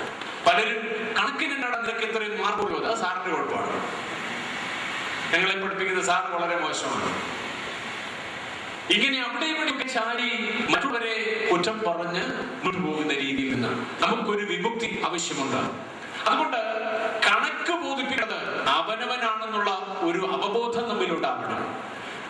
പലരെയും പറഞ്ഞ് നമുക്ക് രക്ഷപ്പെടാൻ ഒക്കുകയില്ല. 4 പേരുടെ കുറ്റം പറഞ്ഞാൽ ഞാൻ നീതിമാനാവത്തില്ല. അവനവന്റെ കണക്ക് അവനവൻ തന്നെ ബോധിപ്പിക്കണം. റോമാലേഖനം 14-ാം അധ്യായത്തിന്റെ 12 വാക്യം. റോമാലേഖനം 14:12 ആർക്കെങ്കിലും വായിക്കാം. ആകയാൽ നമ്മിൽ ഓരോരുത്തൻ ദൈവത്തോട് കണക്ക് ബോധിപ്പിക്കേണ്ടി വരും. അവനവന്റെ കണക്ക് കൊണ്ട് കൊടുക്കണം. അപ്പോൾ മറ്റുള്ളവരെ കുറ്റം പറയുന്നതുകൊണ്ട് കാര്യം നടക്കില്ല. ഓരോരുത്തരും അവനവന്റെ കണക്ക് കൊടുക്കാൻ ബാധ്യസ്ഥനാണ്. ഫിലിപ്പച്ചനോട് എന്നോട് ചോദിക്കുന്നത് എന്റെ കണക്കാ ചോദിക്കും, ഞാൻ എന്റെ കണക്ക് കൊടുക്കേണ്ടി വരും. അപ്പോൾ ഞാൻ വേറൊരാളുടെ കുറ്റമല്ല പറഞ്ഞുകൊണ്ടിരിക്കണ്ട. ഭാര്യയെ കുറ്റം പറയുന്നവരുണ്ട്, ഭർത്താവിനെ കുറ്റം പറയുന്നവരുണ്ട്, അപ്പനെ തെറി വിളിച്ച് നടക്കുന്നവരുണ്ട്, അമ്മയെ നിലയ്ക്ക് നിർത്താത്തവരുണ്ട്. ഇങ്ങനെ ഒത്തിരി പേരുണ്ട്. കുഴപ്പം വല്ലവരുടെയൊക്കെ പുറകിൽ ചാരി മുന്നോട്ട് പോകുന്ന ഇടപാടാണ്. വാത്സല്യമുള്ളവരെ, നമ്മുടെ കുറ്റം മറ്റുള്ളവരുടെ പുറത്ത് ചാരി രക്ഷപ്പെടരുത്. യേശു ഈ രാത്രി നിന്നോട് ആവശ്യപ്പെടുന്നു, നീ നിന്റെ കണക്ക് ബോധിപ്പിക്കുക, നിന്റെ കണക്ക് നീ പറയുക. നിനക്ക് സൗഖ്യമാകാൻ മനസ്സുണ്ടോ എന്നുള്ള കാര്യം നീ പറയുക. മറ്റുള്ളവർ നിന്നെ സഹായിച്ചോ മറ്റുള്ളവർ നിന്നെ അവഗണിച്ചോ ഇതൊന്നുമല്ല പ്രശ്നം. നിനക്ക് സൗഖ്യമാകാൻ മനസ്സുണ്ടോ എന്നുള്ളതാണ് പ്രശ്നം. മാരകമായ ഒത്തിരി വിപത്തുകൾ നമ്മുടെ സമൂഹത്തിലുണ്ട്. ഡൽഹിയിൽ ഒരു പെൺകുട്ടിയെ വളരെ ഹീനമായി കൊലപ്പെടുത്തിയ സംഭവം ഇന്ത്യയാകെ ദുഃഖത്തിലാഴ്ത്തിയ ഒരു കാലഘട്ടത്തിലാണ് ജീവിക്കുന്നത്. അതിനെ സംബന്ധിച്ച് ഒട്ടേറെ ചർച്ചകളും ഒക്കെ കാലമാണിത്. അവിടെ 17 വയസ്സ് പൂർത്തിയാകാത്ത ഒരു കുട്ടിയാണ് ഈ ഹീനകർമ്മത്തിന്റെ 1ാമത്തെ ആൾ. ഞാൻ ആയിരുന്നു ആ കുട്ടിയെ വളർത്തിയ അമ്മയും അച്ഛനും എന്തു പറഞ്ഞാണ് ആ കുട്ടിയെ വളർത്തിയത്. എന്ത് മാതൃക കാണിച്ചാണ് വളർന്നത് പറഞ്ഞു കഴിഞ്ഞാൽ മൊട്ടേന്ന് വിരിഞ്ഞ പ്രായമേ ആയുള്ളൂ. അവൻ ഇത്ര കിട്ടണമെങ്കിൽ അവനെ വളർത്തിയ മാതാപിതാക്കൾ അതിന്റെ ചുമതല ഏൽക്കണ്ടേ? വാത്സല്യമുള്ളവരെ, നിങ്ങൾ ഓർത്തു നോക്കി, മദ്യത്തിന്റെ ലഹരിയിലാണ് ഇതെല്ലാം ചെയ്തിരിക്കുന്നത്. സൗഖ്യമാകാൻ മനസ്സില്ലാത്ത ഒരു സമൂഹമാണിത്. ഒരു കാലം കൊണ്ടും നന്നാണ്. ഞാൻ ഇന്ന് ഒരു ഉച്ചയ്ക്ക് മുമ്പായിട്ട് പോയപ്പോ ആ ചിങ്ങമനത്തിന്റെ അവിടെ കഴിഞ്ഞിട്ട് കോട്ടയത്തിലോട്ട് പോകുന്ന വഴിക്ക് ഗംഭീരമായ ഒരു ക്യൂ. രാവിലെ നല്ല വെയിലും ഉണ്ടായിരുന്നു. ആ ദൂരത്തോടെയാണ് റോഡിന്റെ സൈഡിൽ ക്യൂ നിന്ന് ഈ സാധനം വന്നു. അവിടെ യാതൊരു പ്രശ്നമില്ല. അവിടെ കുറിച്ച് പറയേണ്ട ആവശ്യമില്ല. എല്ലാവരും വളരെ അച്ചടക്കമുള്ളവരാണ്. പള്ളിയിലൊക്കെ അച്ഛന്മാരിൽ നിന്ന് കണ്ടക്ഷോഭം ചെയ്ത് ഞാൻ കേട്ടിട്ടുണ്ട്. ഒന്ന് ലൈനായിട്ട് വന്ന് നിങ്ങളൊന്ന് കൈമുത്തണേന്ന്. എന്നാലും 4 ഇടി ഇടിക്കാതെ നമ്മുടെ സുറിയാനി ക്രിസ്ത്യാനി കൈമുത്തത്തില്ല. 4 പേരെ ഉള്ളിൽ 5 ഇടി ഇടിക്കാതെ നമ്മൾ കൈമുത്താൻ പോകത്തില്ല. അങ്ങനെയുള്ളിടത്താണ് ഇത്ര കൃത്യമായിട്ട് വരി തെറ്റാതെ നിര തെറ്റാതെ ഭംഗിയായി നിന്ന് സുറിയാനി ക്രിസ്ത്യാനികളും ആ കൂട്ടത്തിൽ ഉണ്ടാവും കേട്ടോ. അവരും പോയി നിന്ന് ഇതൊക്കെ വാങ്ങിക്കുന്നതാണ്. വാത്സല്യമുള്ളവരെ, നമ്മുടെ സമൂഹത്തിന് സൗഖ്യം ആവശ്യമുണ്ട്. നമ്മുടെ സമൂഹത്തിന് മരുന്ന് ആവശ്യമുണ്ട്. ഇന്ന് വരുന്ന കുട്ടികളുടെ മാനസികാവസ്ഥകൾ അച്ഛനോട് പറഞ്ഞു. കഴിഞ്ഞൊരു വർഷം അവയുടെ ഈ മാനവ ശാക്തീകരണ വിഭാഗം നടത്തിയ വലിയൊരു പ്രോജക്റ്റ് ആയിരുന്നു പതിരാവിത് ഈ കതിരുകൾ എന്ന പ്രോഗ്രാം. നമ്മുടെ കുട്ടികൾ അവരുടെ മനസ്സിൽ വിഷമിത്തുപാകിയാണ് നാം വളർത്തിക്കൊണ്ടുവരുന്നത്. സാത്താൻ ആരാധനയിലേക്കും മ്ലേച്ഛമായ എല്ലാ കർമ്മങ്ങളിലേക്കും പോകത്തക്കവണ്ണമുള്ള എല്ലാ സംവിധാനങ്ങളും ഇന്ന് ഉണ്ടാക്കി വെച്ചിട്ടുണ്ട്. ഈ സമൂഹം എങ്ങോട്ടാണ് പോകുന്നത് നാം ചിന്തിച്ചു നോക്കണം. അതുകൊണ്ട് വല്ലവരുടെയും കാര്യങ്ങൾ അല്ല എന്ന് വിചാരിച്ച് നമ്മൾ ഇരിക്കരുത്. വല്ലവരുടെയും കാര്യമാണ് നമ്മൾ വിചാരിച്ചിരിക്കരുത്. നമ്മൾ എല്ലാവരെയും ബാധിക്കുന്ന പ്രശ്നമാണ്. ഈ സമൂഹത്തിന്റെ ഗാത്രത്തിന് സൗഖ്യം ആവശ്യമുണ്ട്. നമുക്ക് മാത്രം, ഓരോരുത്തർക്ക് മാത്രമല്ല, സമൂഹത്തിൽ പൊതുവെ അസുഖം പിടിച്ചിരിക്കുന്നു. യേശുവിന്റെ സന്നിധിയിൽ കർത്താവേ ഞങ്ങൾക്ക് സൗഖ്യം വേണമേ എന്ന് പ്രാർത്ഥിക്കുവാനായിട്ട് ഈ അവസരം ഉപയോഗിക്കണം. ഒന്നാമത് എനിക്ക് പറയാനുള്ളതാണ്, യേശു നിന്നെ സൗഖ്യമാക്കുവാൻ ആഗ്രഹിക്കുന്നു. നീ ഏത് വ്യാധി പിടിച്ചവനായിരുന്നാലും, നിനക്ക് എന്തെല്ലാം സ്വഭാവ വൈകൃതങ്ങൾ ഉണ്ടെങ്കിലും, നിനക്ക് എന്തെല്ലാം ജീവിത ക്ലേശങ്ങൾ ഉണ്ടെങ്കിലും, നിന്നെ യേശു സൗഖ്യമാക്കുവാൻ ആഗ്രഹിക്കുന്നു. ഇവിടെ ഇരിക്കുന്നവരോട് എനിക്ക് ചോദ്യം ചോദിക്കാനുണ്ട്. നിങ്ങളുടെ ജീവിതത്തിൽ തഴക്കം വന്നുപോയ ഒത്തിരി പാപപ്രവണതകളില്ലേ? അതിനെ മാറ്റുവാൻ കർത്താവ് ആവശ്യപ്പെടുകയാണ്. യേശു ഇന്ന് രാത്രി നിന്നോട് പറയുന്നു, നിന്റെ ജീവിതത്തിലെ ദുസ്തഴക്കങ്ങളെ മാറ്റുവാൻ. നിന്റെ ജീവിതത്തിൽ വേരുറച്ചു പോയ ഒത്തിരി മാലിന്യങ്ങളുണ്ട്. അതിനെ മാറ്റുവാൻ കർത്താവ് ഇന്ന് ആവശ്യപ്പെടുകയാണ്. നിനക്ക് സൗഖ്യം ആവശ്യമുണ്ട്. രണ്ടാമത്തെ കാര്യം, ഇവിടെ ഈ ജനം എന്ത് നോക്കിയിരിക്കുന്നത്? ഈ കൊണ്ടിരിക്കുന്ന ജനമല്ല എന്താ ഈ നോക്കിക്കൊണ്ടിരിക്കുന്നത്? വെള്ളം കലങ്ങും, വെള്ളം ഇളകും, അപ്പോൾ ഈ വെള്ളത്തിൽ എങ്ങനെയെങ്കിലും ചാടണം, അതിനു വേണ്ടി നോക്കിയിരിക്കുകയാണ് ജനമെല്ലാം. ഇളക്കങ്ങൾക്ക് വേണ്ടി നോക്കി പാർക്കുന്ന ഒരു ജനതയാണ് ഈ കൊടകയിൽ കിടക്കുന്നത്. ഇളക്കങ്ങളിൽ ആശ്രയിക്കുന്ന ജനം. സൗഖ്യമാക്കുവാൻ യേശു നിൽക്കുന്നത് കാണാതെ ഇളക്കങ്ങളെ നോക്കിക്കിടുന്ന ജനതയാണ് നാം ഈ കുളക്കരയിൽ കണ്ടെത്തുന്നത്. ജനങ്ങൾ ഒരു ദൂതൻ വന്ന് കുളത്തിലെ വെള്ളം കലക്കുമെന്നും കലങ്ങുമ്പോൾ ആദ്യം ഇറങ്ങുവാൻ വ്യഗ്രതയോടെ നിൽക്കുന്ന ആ ജനതയാണ് കുളക്കരയിൽ കണ്ടെത്തുന്നത്. പക്ഷെ ഓർത്തു നോക്കി, ഇവിടെ സർവ പ്രപഞ്ചത്തിന്റെയും സൃഷ്ടാവും നിയന്താവുമായവൻ, സ്നേഹത്തിന്റെ മൂർത്തിയായവൻ, നിന്റെ ജീവിതത്തെ മുഴുവനായി അറിയുന്നവൻ, നിന്നെ സൗഖ്യമാക്കുവാൻ സദാ യോഗ്യനും സന്നദ്ധനുമായവൻ, അവൻ വന്ന് ഈ കുളക്കരയിൽ നിൽക്കുന്നത് ആരും ശ്രദ്ധിക്കുന്നില്ല. മറിച്ച് എങ്ങോട്ടാണ്? ഈ വെള്ളത്തിന്റെ ഇളക്കത്തിലാണ് എല്ലാവരുടെയും ശ്രദ്ധ. പ്രിയപ്പെട്ടവരെ, എനിക്ക് വളരെ സങ്കടത്തോടെ പറയാനുള്ളത്, അടുത്ത കാലത്തായിട്ട് നമ്മുടെ ക്രിസ്തീയ ലോകത്തെ ഗ്രസിച്ചിരിക്കുന്ന ഏറ്റവും മാരകമായ ഒരു രോഗമാണിത്. ഇളക്കങ്ങളെ ആശ്രയിക്കുക. എവിടെയെങ്കിലും ഇളക്കിപ്പെരുക്കമുണ്ടെങ്കിൽ അവിടേക്ക് ഓടുക. എവിടെയെങ്കിലും അത്ഭുത സിദ്ധി ഉണ്ടെന്ന് അറിഞ്ഞു കഴിഞ്ഞാൽ പിന്നെ ഞാൻ നേരത്തെ പറഞ്ഞതുപോലെ അവിടെ ആള് കെട്ടിക്കേറുകയാണ്. ഓരോ വർഷവും നമ്മുടെ തീർത്ഥാടന കേന്ദ്രങ്ങളിൽ ആളുകൾ കൂടിക്കൊണ്ടിരിക്കുന്നു. ശബരിമലയിൽ ആള് കൂടുന്നു. കഴിഞ്ഞ ഒരു 10 വർഷത്തിനിടയിൽ ഉണ്ടായ ഒരു അവതാര കേന്ദ്രമാണ് ചക്കുളത്തുകാവ് എന്ന് പറയുന്നത്. അവിടെ ആളുകൾ കടമാനം കൂടിക്കൊണ്ടിരിക്കുന്നു. മണ്ണാണെങ്കിൽ കുരിശിൽ നിന്ന് സുഗന്ധ പരുമലയിൽ ആളുകൾ കൂടിക്കൊണ്ടിരിക്കുന്നു. കോതമംഗലത്ത് ആളുകൾ കൂടിക്കൊണ്ടിരിക്കുന്നു. ഇത്രയെല്ലാമായിട്ടും പെണ്ണുങ്ങൾക്ക് സ്വസ്ഥമായി ജീവിക്കാൻ വേണ്ട. ആളുകൾ എല്ലായിടത്തും കൂടുന്നുണ്ട്. കണ്ടമാനം പൈസയും കിട്ടുന്നുണ്ട്. അമ്മയും പെങ്ങളെ തിരിച്ചറിയാൻ മേലാത്ത രീതിയിലേക്ക് നമ്മളായിട്ടുമുണ്ട്. ഇളക്കങ്ങളിൽ ആശ്രയിക്കുന്ന ജനത്തിന്റെ പ്രശ്നമാണിത്. യഥാർത്ഥ അമ്മയെയാണ് നാം തേടുന്നത്. ഞാൻ ചോദിക്കട്ടെ, ഈ കാലഘട്ടങ്ങളിൽ ഉണ്ടായിക്കൊണ്ടിരിക്കുന്ന ജനക്കൂട്ടത്തിന്റെ ബാഹുല്യം അതുകൊണ്ട് ആത്മീയത വല്ലയിടത്തും വർദ്ധിച്ചിട്ടുണ്ടോ? നമ്മുടെ ധാർമ്മിക ബോധത്തിൽ എന്തെങ്കിലും മെച്ചമുണ്ടായിട്ടുണ്ടോ? നമ്മുടെ മൂല്യങ്ങളിൽ ഏതെങ്കിലും കുറെ തിളക്കം ഉണ്ടായിട്ടുണ്ടോ? നമ്മുടെ ഭവനങ്ങളിൽ സമാധാനം കൂടുതലുണ്ടായിട്ടുണ്ടോ? നമ്മുടെ ബന്ധങ്ങളിൽ കൂടുതൽ ഊഷ്മളത ഉണ്ടായിട്ടുണ്ടോ? ഇതൊന്നും ഉണ്ടാകുന്നില്ല. മറിച്ച് ആൾക്കൂട്ടം അതെല്ലായിടത്തും ഉണ്ടായി. ദൈവപക്ഷമല്ല, ആൾക്കൂട്ടത്തിൽ നോക്കിയല്ല ദൈവപുരാൻ നിന്നെ വിധിക്കുന്നത്. അതുകൊണ്ട് ഏതാണ് നിന്റെ കുളം എന്ന് നീ പ്രത്യേകം ഓർക്കണം. ഒന്ന് ചിന്തിച്ചു നോക്കണം. യേശുവിനെ നോക്കുവാനാണ് കർത്താവ് പഠിപ്പിച്ചിരിക്കുന്നത്. സഭയുടെ ഇന്നത്തെ ഏറ്റവും വലിയ ഒരു വികല്പമായിട്ടോ ഒരു അപജയമായിട്ടോ എനിക്കെടുത്ത് പറയാനുള്ളത്, ഒസ്താദ്യോസ് തിരുമേനി ഉണ്ടായിരുന്നപ്പോൾ അദ്ദേഹം ഇത് കുറെ പറഞ്ഞിട്ടുണ്ട്. പിന്നീടൊന്നും അധികം ആരും പറയുന്നില്ലെന്ന് എനിക്ക് തോന്നുന്നു. യേശുവിനെ നോക്കാതെ ഈ സഭ രക്ഷപ്പെടത്തില്ല. യേശുവിലേക്ക് നോട്ടം വരാതെ സഭ രക്ഷപ്പെടത്തില്ല. നാം എന്തെല്ലാം ആഘോഷങ്ങൾ നടത്തിയാലും, എത്രമാത്രം കൺവെൻഷൻസ് ഓർഗനൈസ് ചെയ്താലും, എന്തുമാത്രം പദയാത്രകൾ നടത്തിയാലും, എന്തുമാത്രം നേർച്ചകാഴ്ചകൾ അർപ്പിച്ചാലും, യേശുവിലേക്ക് നോക്കാതെ നിനക്ക് സൗഖ്യം കിട്ടത്തില്ല. യേശുവിലേക്ക് നിന്റെ ദൃഷ്ടി ഉറപ്പിക്കാതെ നിനക്ക് പൂർണ്ണമായ സമാധാനം കിട്ടുകയില്ല. ഇളക്കങ്ങളിൽ ആശ്രയിച്ചുള്ള പോക്ക് തെറ്റാണ്.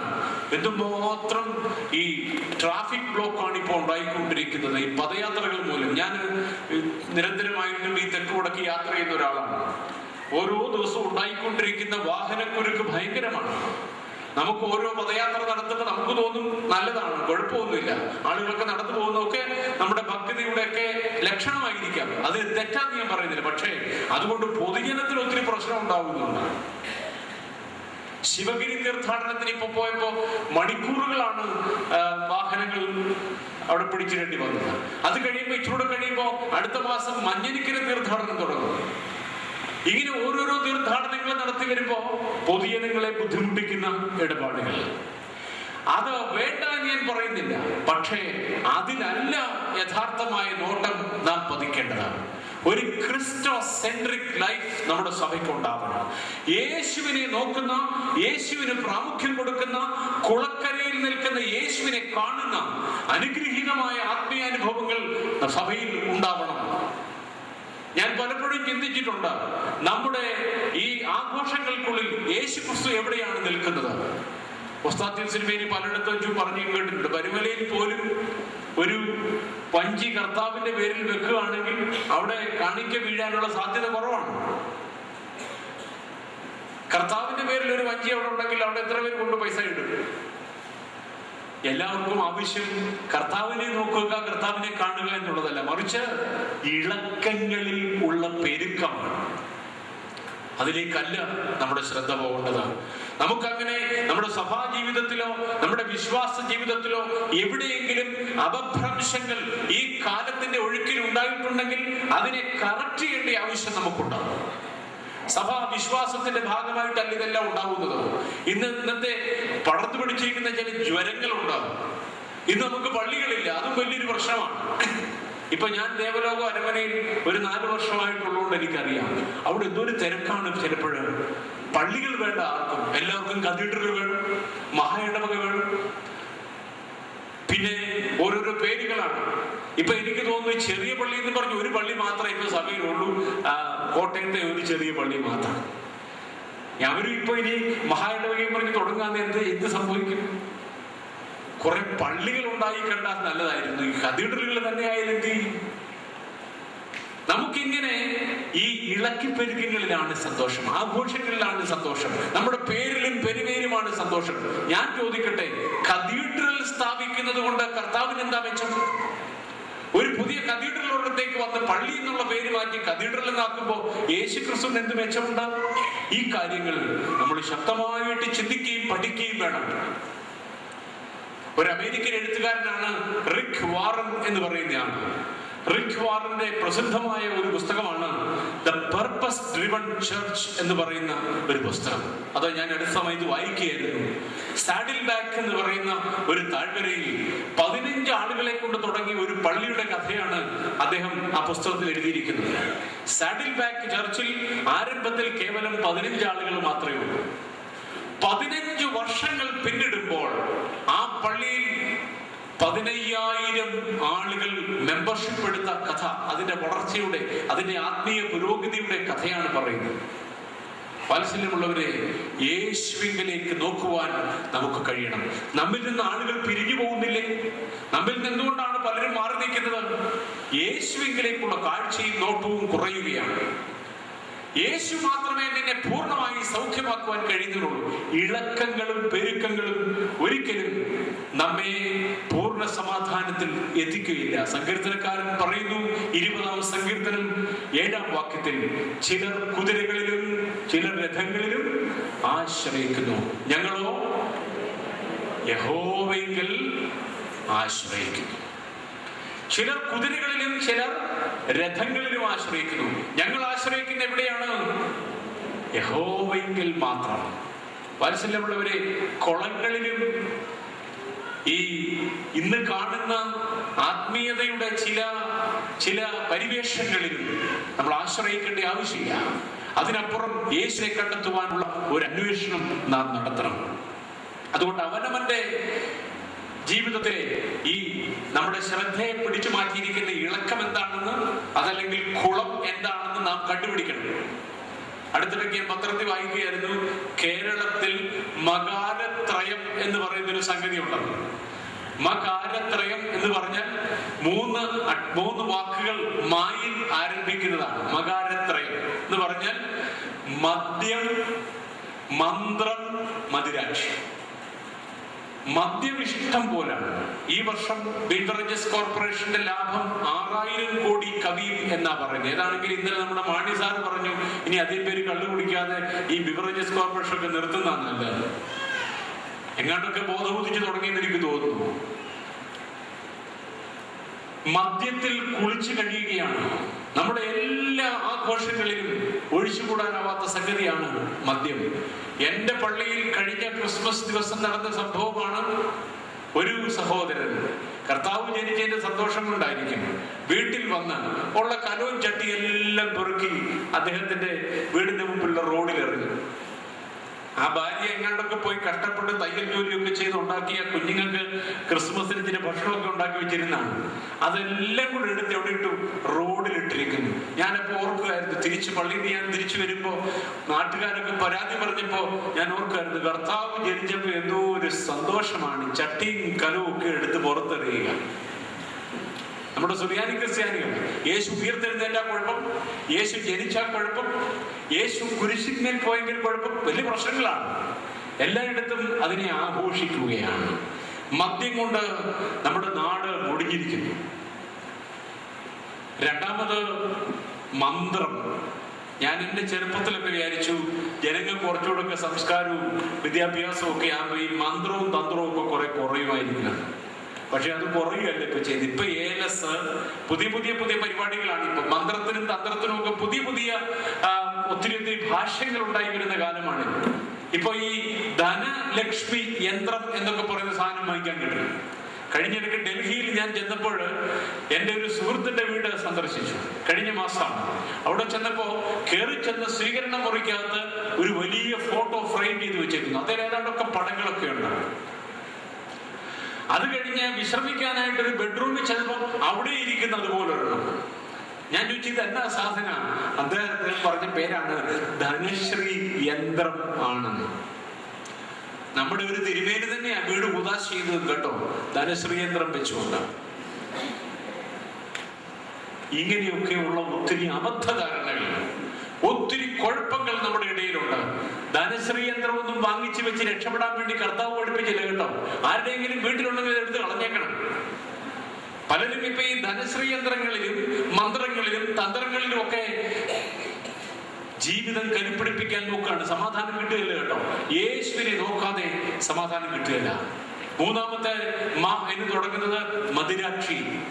ഇപ്പോഴത്തെ പത്രം എടുത്ത് വായിച്ചാൽ മുഴുവനും പെണ്ണു കച്ചവടത്തിന്റെ കഥ മാത്രമേ കേൾക്കാനുള്ളൂ. പെണ്ണുങ്ങളെ കച്ചവടം ചെയ്തതും ഇന്നത്തെ പത്രം തന്നെ വായിച്ചപ്പോൾ എന്തുമാത്രം വാർത്തകളാണ്. നമ്മുടെ സമൂഹം എന്തുമാത്രം നഷ്ടപ്പെട്ടുകൊണ്ടിരിക്കുന്നു. അതുകൊണ്ട് ഈ മകാനത്രയം നമ്മെ ബാധിച്ചിരിക്കുന്ന പ്രശ്നമായിട്ട് മാറുന്നു. ഇതൊന്നും നമ്മെ യഥാർത്ഥത്തിൽ നമുക്ക് ശരിയായ സമാധാനം നൽകി നമ്മെ സന്തോഷിപ്പിക്കുകയില്ല. അന്നേരത്തേക്ക് നൽകുന്ന ചെറിയ ചെറിയ സമാധാനങ്ങളായിരിക്കും. കള്ളു കുടിച്ചാൽ സമാധാനം കിട്ടുമെന്ന് ചിലർ പറയുന്നു. മന്ത്രത്തിലും തന്ത്രത്തിലും പോയാൽ കുറെ ആശ്വാസം കിട്ടുമെന്ന് പറയുന്നു. കൂടാതെ മുമ്പ് പറഞ്ഞ ഈ പെണ്ണു കച്ചവടത്തിൽ പെൺവാണിഭത്തിൽ സന്തോഷിക്കുന്നവർ, ഇതൊന്നും സന്തോഷത്തിന്റെ അന്തിമമായ ഒരു രൂപമല്ല. മറിച്ച് നിനക്ക് സന്തോഷം തരുവാൻ കഴിയുന്നത് യേശുവിന് മാത്രമേ ഉള്ളൂ. പൂർണ്ണമായിട്ട് നിന്നെ സൗഖ്യമാക്കുവാനും സന്തോഷിപ്പിക്കുവാനും കഴിയുന്നവൻ യേശു മാത്രമാണ്. അതുകൊണ്ട് ഇളക്കങ്ങളിൽ ആശ്രയിക്കരുത്. രണ്ടാമത്തെ കാര്യമായിട്ട് പറയാനുള്ളത് അതാണ്, ഇളക്കങ്ങളിൽ ആശ്രയിക്കാത്ത ജീവിതം. കർത്താവ് അവനോട് 3 കാര്യങ്ങൾ പറയുന്നു. അവനോട് 3 കാര്യങ്ങൾ കർത്താവ് പറയുന്നു. എന്താ പറയുന്നത്? നീ എഴുന്നേറ്റ് നിന്റെ കിടക്ക എടുത്ത് നടക്ക. കർത്താവിനോട് അവൻ പറഞ്ഞു എനിക്ക് ആരുമില്ലെന്നൊക്കെ പറഞ്ഞപ്പോ കർത്താവിനോട് പറഞ്ഞ ഇതാണ്, നീ എഴുന്നേറ്റ് നിന്റെ കിടക്ക എടുത്ത് നടക്ക.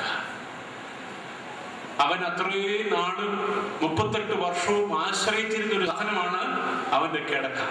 അവന്റെ കണ്ണുനീരും അവന്റെ ഹൃദയത്തിന്റെ വേദനകളും തേങ്ങലുകളും ഒക്കെ അറിഞ്ഞത് ആ കട്ടിലാണ്, ആ കിടക്കയാണ് അറിഞ്ഞത്. അവന്റെ സന്തത സഹചാരിയായി അവനെ വിട്ടുപിരിയാതെ കൂടെ ഉണ്ടായിരുന്നത് ആ കിടക്കയാണ്. അവനോട് കർത്താവ് പറയുകയാണ്, നീ ഇനി ഈ കിടക്കയിൽ നിന്ന് എഴുന്നേക്കണം. എഴുന്നേറ്റ് നിന്റെ കാലിൽ നരിയാണിയും ഉറച്ച് നീ ഓടിയാൽ പോരാ. നീ എന്ത് ചെയ്യണം? ഈ കിടക്കയും എടുത്തുകൊണ്ട് വേണം പോകാനായിട്ട്. കിടക്ക എടുത്ത് നടക്കാന്നാ പറഞ്ഞത്. വാസ്തവത്തിൽ കർത്താവിന് അവനോട് പറയാമായിരുന്നു, നീ സ്വസ്ഥനായിരിക്കുന്നു, നീ സന്തോഷത്തോടെ പൊക്കൊള്ളുക എന്ന് പറഞ്ഞു വിടാമായിരുന്നു. അല്ലെങ്കിൽ നിനക്ക് ഞാൻ സൗഖ്യം തന്നിരിക്കുന്നു, നീ സന്തോഷത്തോടെ പൊക്കൊള്ളുക എന്ന് പറയാമായിരുന്നു. കർത്താവ് എന്തിനാണ് ഇങ്ങനൊരു കൽപ്പന കൊടുത്തത്? നീ എഴുന്നേറ്റ് നിന്റെ കിടക്ക എടുത്ത് നടക്കുക എന്ന് പറഞ്ഞത്. ഇത്ര നാളും വയ്യാതെ കിടന്ന ഒരു മനുഷ്യനെ കൊണ്ട് കിടക്കയോട് ചുംബിക്കേണ്ട ആവശ്യമുണ്ടോ? ഇത് വളരെ പ്രധാനപ്പെട്ട ഒരു സന്ദേശമാണ് നൽകുന്നത്. ഇത്രയും കാലം നിന്നെ ചുമന്നതാണ് ആര്? ഈ കിടക്ക. നിന്റെ വേദനകളൊക്കെ അറിഞ്ഞതാണ് ഈ കിടക്ക. നിനക്ക് സൗഖ്യമായപ്പോൾ, നിനക്ക് നേരെ നിൽക്കാൻ കഴിവുണ്ടായപ്പോൾ നീ ഈ കിടക്കയെ ഉപേക്ഷിച്ചിട്ട് പോകരുത്. നിന്നെ ചുമന്ന ഈ കിടക്കയെ നീയും ചുമക്കണം. നിന്നെ സഹായിച്ച ഈ കിടക്കയെ നീയും സഹായിക്കണം. ഇപ്പൊ സഭയുടെ ഞാൻ നേതൃത്വം നൽകുന്ന ഡിപ്പാർട്ട്മെന്റ് ചെയ്തുകൊണ്ടിരിക്കുന്ന ഈ വർഷത്തെ പ്രോജക്റ്റാണ് സ്നേഹത്തണലിൽ ഈ സായാഹ്നം എന്ന പ്രോജക്റ്റ്. അതിന്റെ പ്രധാനപ്പെട്ട ഉദ്ദേശം പ്രായമായവരെ സംരക്ഷിക്കാനായിട്ടുള്ള ഒരു പദ്ധതിയാണ്. ഇന്ന് നമ്മുടെ ഇവിടെ ആക്രിയുടെ രൂപത്തിൽ വന്നിരിക്കുന്ന ഒരു സാധനമാണ് പ്രായമായവർ. ആക്രിക്ക് കൊടുക്കുന്ന പോലെ ഞങ്ങൾക്ക് വേണ്ട എന്ന് പറഞ്ഞ് ആക്കിയിരിക്കുന്ന ഒത്തിരി പേരുണ്ടാകും. നാംസിന്റെ മീറ്റിംഗ് ഇപ്പോൾ ഹൈദരാബാദിൽ നടന്നു. ഹൈദരാബാദിൽ ഒരു ദിവസം ക്ലാസ് എടുക്കാൻ പോയപ്പോൾ അവിടെ ഒരാൾ പറഞ്ഞ കാര്യം എന്നെ വളരെയധികം ചിന്തിപ്പിച്ചു. ഹൈദരാബാദിൽ താമസിക്കുന്ന ഒരു അമ്മച്ചി, നമ്മുടെ അവിടുത്തെ ഹൈദരാബാദിലെ മെമ്പറാണ്. അമ്മച്ചിക്ക് ആകെ ഒരു മോനേ ഉള്ളൂ. മോനെ പഠിപ്പിച്ചു, മോന് വലിയ ഉദ്യോഗം കിട്ടി, അമേരിക്കയിൽ പോയി. അമേരിക്കയിൽ ചെന്ന് പള്ളിക്കാര്യങ്ങളിലൊക്കെ വളരെ ഉത്സാഹിയായിട്ട് പ്രവർത്തിക്കുകയാണ്. എല്ലാ ആണ്ടിലും അമ്മയെ കാണാനായിട്ട് നാട്ടിൽ ഹൈദരാബാദിൽ വരണം. അമ്മയ്ക്ക് വലിയൊരു ഫ്ലാറ്റ് ഒക്കെ എടുത്ത് കൊടുത്തിട്ടുണ്ട്. അമ്മ അവിടെ ഒറ്റയ്ക്ക് താമസമാണ്. ഈ മോന് അമേരിക്കയിൽ നിന്ന് വരും. എല്ലാ വർഷവും 1 മാസത്തെ അവധിക്ക് വരും, കുടുംബസമേതം വരും. പള്ളിയിൽ എല്ലാവരോടും പറയുന്നത് അമ്മയെ അന്വേഷിക്കാനായിട്ട് ഞങ്ങൾ അമ്മയ്ക്ക് 1 മാസത്തേക്ക് ഞങ്ങളുടെ സാന്നിധ്യം അവിടെ ഉണ്ടാവുമെന്നൊക്കെ പറഞ്ഞ് പോരുകയാണ്. പക്ഷേ എന്നോട് പറഞ്ഞ സഹോദരൻ പറയുകയായിരുന്നു, ഈ മോൻ വന്നിട്ട് ഈ അമ്മ താമസിക്കുന്ന ഫ്ലാറ്റിന് ഇപ്പുറത്തുള്ള ഒരു 5 സ്റ്റാർ ഹോട്ടലിൽ ഒരു റൂം എടുത്ത് ഭാര്യയും ഈ ഭർത്താവും കൂടെ അവിടെയാണ് താമസം. അമ്മയ്ക്ക് എന്നും ഈ പറഞ്ഞ പോലൊക്കെ ഉള്ളൂ. വാത്സല്യമുള്ളവരെ, പ്രായമുള്ളവരെ മുഴുവനും ഉപേക്ഷിച്ച് കഴിയുന്ന തരത്തിലേക്ക് നമ്മുടെ സമൂഹം ആയി കഴിയുന്നു. ആർക്കും വേണ്ടാത്ത സാധനങ്ങളായിട്ട് മാറുകയാണ് പ്രായമുള്ളവർ. നമ്മെ പാലൂട്ടിയവർ, നമ്മെ അന്നമൂട്ടിയവർ, നമുക്ക് കൈപിടിച്ച് നടത്തിയവർ, നമ്മുടെ വേദനയിൽ നമ്മോടൊപ്പം ഇരുന്ന് കരഞ്ഞവർ, നമുക്ക് എന്തെല്ലാമൊക്കെയോ ശുശ്രൂഷ ചെയ്തവർ, നമ്മുടെ മാതാപിതാക്കൾ, അവരെ ചുമക്കാൻ ആരുണ്ട്? ഇന്നെല്ലാവരും കേമന്മാരായി, മിടുക്കന്മാരായി, എന്തെല്ലാം സമ്പാദ്യങ്ങളായി. ഇന്ന് അമ്മമാരെ, അപ്പന്മാരെ ശുശ്രൂഷിക്കാൻ ആരുമില്ല. ഞാൻ ഹിന്ദിയില് ഒരു കവിത കേട്ടതാണ് ഇങ്ങനെ: ഘർ ലോട്ട് കർ റോയേംഗെ മാ ബാപ്പ് അകേലെ മേ. ചന്തയിൽ പോയിട്ട് തിരിച്ചു വന്ന് അപ്പനും അമ്മയും ഒറ്റയ്ക്കിരുന്ന് കരയുകയാണ് വീട്ടിൽ. മാ ബാപ്പ് അകേലെ മേ ഇരുന്ന് കരയുകയാണ്. എന്തിനാ കരയുന്നത്? അവർ ചന്തയിൽ പോയിട്ട് വന്നാണ്. ചന്തയിൽ പോയിട്ട് വന്നിരുന്ന് കരയുകയാണ് അപ്പനും അമ്മയും. എന്തിനാ കരയുന്നതിനെ പറയുന്നുണ്ട്: മിട്ടി കി ഖിലോനെ ഭീ സസ്തേ മേ മിൽത്തേ നഹീ. ചന്തയിൽ പോയിട്ട് തിരിച്ചു വന്നപ്പോ അവിടെ ചന്തയിൽ പെട്ടെന്ന് പൊട്ടിപ്പോകുന്ന കളിപ്പാട്ടങ്ങൾ പോലും ഭയങ്കര വിലയ്ക്കാണ് വിൽക്കുന്നത്. പെട്ടെന്ന് പൊട്ടിപ്പോകുന്ന കളിമണ്ണ് കൊണ്ടുള്ള കളിപ്പാട്ടങ്ങൾ പോലും അവിടെ ഭയങ്കര വിലയ്ക്കാണ് വിൽക്കുന്നത്. അത്രയ്ക്ക് പോലുമുള്ള വില ഈ പേരൻസിനില്ലോ എന്ന് ഓർത്താണ് ഇവരിത് കരയുന്നത്. വാത്സല്യമുള്ളവരെ, ഓർക്കുക, നമ്മളൊക്കെ ഈ ലോകത്തിലേക്ക് വന്നത് ഒരമ്മയുടെ വയറ്റിൽ കൂടാണ്. ഒരമ്മ പെറ്റാണ് നമ്മളൊക്കെ ഇവിടെ എത്തിയത്. ഒരമ്മയും അപ്പനും നമുക്ക് ജന്മം തന്നാണ് ഇവിടെ എത്തിയത്. നമ്മൾ ഇങ്ങോട്ട് പോന്നപ്പോൾ ഒരു കേബിളും കൊണ്ടാണ് ഇങ്ങോട്ട് പോകുന്നത്, അല്ലേ? ഇവിടെ ഇരിക്കുന്നവർക്ക് ആർക്കെങ്കിലും പൊക്കിളില്ലാത്തവരുണ്ടോ? ഉണ്ടോ? പൊക്കിളില്ലാത്ത ആരെങ്കിലും ഇവിടെ ഇരിപ്പുണ്ടോ? ഇതെന്തിനാ ദൈവം തന്നേക്കുന്നത്? ഈ പുക്കൾ എന്ന് പറഞ്ഞ സാധനം എന്തിനാ തന്നേക്കുന്നത്? പണ്ട് നോഹയുടെ കാലത്ത് ദൈവം ഇനി മേലാൽ വെള്ളം കൊണ്ട് ലോകത്തെ നശിപ്പിക്കുകയില്ല എന്ന് ശപഥം ചെയ്തുകൊണ്ടാണ് മഴവില്ല ആകാശത്തുണ്ടാക്കിയത്. പറയുന്ന പോലെയാണ് എപ്പോഴും നമ്മുടെ അപ്പനെയും അമ്മയും ഓർക്കാൻ വേണ്ടി ദൈവം നമ്മുടെ മാറത്ത് തന്നിരിക്കുന്ന ഒരു മുദ്രയാണ് ഈ പുക്കൾ. വെറുതെ തന്നിരിക്കുന്നതല്ല കേട്ടോ. പലർക്കും തോന്നി ഈ പുക്കൾ എന്ന് പറയുന്ന സാധനം എന്നതിനാണ്. പുക്കളെന്ന് പറയുന്ന സാധനം ഇതിനു വേണ്ടിയാ. വല്ലപ്പോഴെങ്കിലും അതിനകത്ത് നോക്കണം. ഇത് ദൈവം നമുക്ക് തന്നിരിക്കുന്ന ഒരു മെമ്മോറിയൽ മാർക്കാണ്, ഒരു വലിയ അടയാളമാണ്. ശസ്ത്രക്രിയ കൊണ്ട് പോലും മാറ്റിയെടുക്കാൻ ഒക്കാത്ത ഒരു വലിയ മുദ്രയാണത്. അതൊരു മൗനമുദ്രയാണ്. അതെന്താ പറയുന്നത്? നിനക്ക് ഒരമ്മയുണ്ട്, നിനക്ക് ഒരമ്മയുണ്ട്, നിനക്കൊരമ്മയുണ്ട് എന്ന് ഈ പുക്കൾ എപ്പോഴും നമ്മളോട് പറഞ്ഞുകൊണ്ടിരിക്കുകയാണ്. നമ്മൾ ഇങ്ങോട്ട് വന്നപ്പോ ഒരു കേബിളും കൊണ്ടാവുമെന്ന് ഞാൻ പറഞ്ഞില്ലേ? ആ കേബിൾ ഇനി പുറത്തു വന്നു കഴിഞ്ഞപ്പോഴും കേബിൾ ഇട്ടോണ്ടാ കിടക്കുന്നത്. പിന്നെ ആരാ ഇത് മുറിച്ചു കളഞ്ഞത്? പുറത്തേക്ക് തരലും കൂടെ മുറിച്ചു കളയുക. അമ്മയും കുഞ്ഞും തമ്മിലുള്ള അഭേദ്യമായ ബന്ധം, അവഗാഢമായ ബന്ധം മുറിച്ചു മാറ്റിയതാണ്. അതുകൊണ്ട് നിന്റെ അമ്മ കണ്ണീരൊഴിപ്പിക്കുന്നുണ്ടെങ്കിൽ, ഇവിടെ ഇരിക്കുന്ന ഏതെങ്കിലും മകന്റെയോ മകളുടെയോ അമ്മ, അപ്പൻ കണ്ണുനീര് പൊഴിക്കുന്നുണ്ടെങ്കിൽ ദൈവം നിന്നോട് ചോദിക്കും. എല്ലാത്തിനും കണക്ക് പറയേണ്ടി വരും. നിങ്ങളെ പാൽമുട്ടി വളർത്തിയവരെ, നിങ്ങളെ അന്നമൂട്ടിയവരെ, നിങ്ങളെ കരം പിടിച്ചു നടത്തിയവരെ മറന്നുപോയിട്ടുണ്ടെങ്കിൽ ദൈവം നിങ്ങളോട് ചോദിക്കും. പ്രത്യേകം ഓർത്തുകൊള്ളുക, കിടന്ന കിടക്കയെ മറക്കരുത് കേട്ടോ. നിനക്കിപ്പോ സൗഖ്യമായി ഓടി നടക്കാൻ, ചാടി നടക്കാൻ, കേമനായി ജീവിക്കാൻ ഒക്കെ നിനക്ക് കഴിയുന്നുണ്ട്. പക്ഷേ നിന്നെ ചുമന്നവരുണ്ട്, നിന്നെ സഹായിച്ചവരുണ്ട്, നിന്നെ കൈപിടിച്ച് നടത്തിയവരുണ്ട്. അത് മറന്നു പോകാതിരിക്കാനായിട്ട് പ്രത്യേകം ഓർക്കണം. ഒരു തുള്ളി കണ്ണുനീരെങ്കിലും നിന്റെ അമ്മയ്ക്ക് വേണ്ടി നീ പൊഴിക്കുവാൻ നിനക്ക് കഴിയണം. അനേകം അമ്മമാർ അവരവരുടെ മക്കൾക്ക് വേണ്ടി രാത്രിയാമങ്ങളിൽ വേദനയുണ്ട്. ആ അമ്മയുടെ കണ്ണുനീരിന്റെ ആ ഉപ്പ് രസം അറിയുവാൻ നമ്മുടെ മക്കൾക്ക് കഴിയണം. അതുകൊണ്ട് ഇതൊന്നും തീരെ നിസ്സാരമായ കാര്യമായി വെക്കരുത്. ഇപ്പോഴത്തെ കുട്ടികൾക്ക്, ഇപ്പോഴത്തെ യുവാക്കന്മാർക്ക്, യുവതികൾക്കൊക്കെ അവരവരുടേതായ പ്രശ്നങ്ങൾ ഒത്തിരി ഉണ്ട്. ഞാൻ ആ ഭാഗം വിസ്മരിച്ചുകൊണ്ടല്ല പറയുന്നത്. ഇന്നത്തെ ജോലിക്കാര് അവരുടെ ജോലിയുടെ സംഘർഷങ്ങളും സമ്മർദ്ദങ്ങളും ഒക്കെ ഉണ്ട്. പക്ഷേ അതൊക്കെ വെച്ചുകൊണ്ട് പോലും അവനവന്റെ അപ്പനെയും അമ്മയെയും മറക്കുവാൻ ഒരിക്കലും ദൈവം അനുവദിക്കുന്നില്ല. ഒരിക്കൽ മുഹമ്മദ് നബിയോട് ഒരു ശിഷ്യൻ ചോദിച്ചു, സ്വർഗം എവിടെയാണ്? ഉടനെ നബി മറുപടി കൊടുത്തു, നിന്റെ അമ്മയുടെ കാൽച്ചുവട്ടിലാണ് സ്വർഗം. അമ്മയുടെ കാൽച്ചുവട്ടിലാണ് സ്വർഗം എന്ന് മുഹമ്മദ് നബി ഉത്തരം കൊടുത്തു. വാത്സല്യമുള്ളവരെ, നിങ്ങളുടെ ആരുടെയെങ്കിലും വീട്ടിൽ അമ്മമാരോ അപ്പന്മാരോ ദുഃഖിക്കുന്നുണ്ടെങ്കിൽ നിങ്ങളുടെ തലമുറകൾക്ക് കിട്ടാൻ പോകുന്നൊരു ശാപമാതാണ്. ഒരമ്മയുടെയോ ഒരപ്പന്റെയോ കണ്ണുനീര് നിങ്ങളുടെ ദേഹത്ത് വീഴുന്നുണ്ടെങ്കിൽ അത് നിങ്ങളുടെ തലമുറകളിലേക്ക് കെട്ടിവെപ്പായി നിങ്ങൾക്ക് കിട്ടിക്കൊണ്ടിരിക്കും. കർത്താവ് ഇവിടെ പറയുന്നത് വെറുതെ അല്ല കേട്ടോ. നിന്നെ ചുമന്ന ഈ കിടക്കയെ നീ ചുമക്കണം. You have to bear those who have born you. നീ ഇന്ന് വലിയ ആളായത് ഈ കട്ടിലൂടെ ഉണ്ടായിരുന്നത് കൊണ്ടാണ്. അതിനെ ചുമക്കുവാനുള്ള ശരിയായ ഒരു മനോഭാവം നിനക്ക് ഉണ്ടാവണം. എഴുന്നേറ്റാലും കട്ടിലെടുത്താലും പോരാ, യു ഹാവ് ടു വാക്ക്. നീ നടക്കണം. നടക്കുന്നത് എന്തിനാണ്? യേശു എനിക്ക് സൗഖ്യം തന്നു എന്ന് ലോകത്തോട് പറയുവാൻ.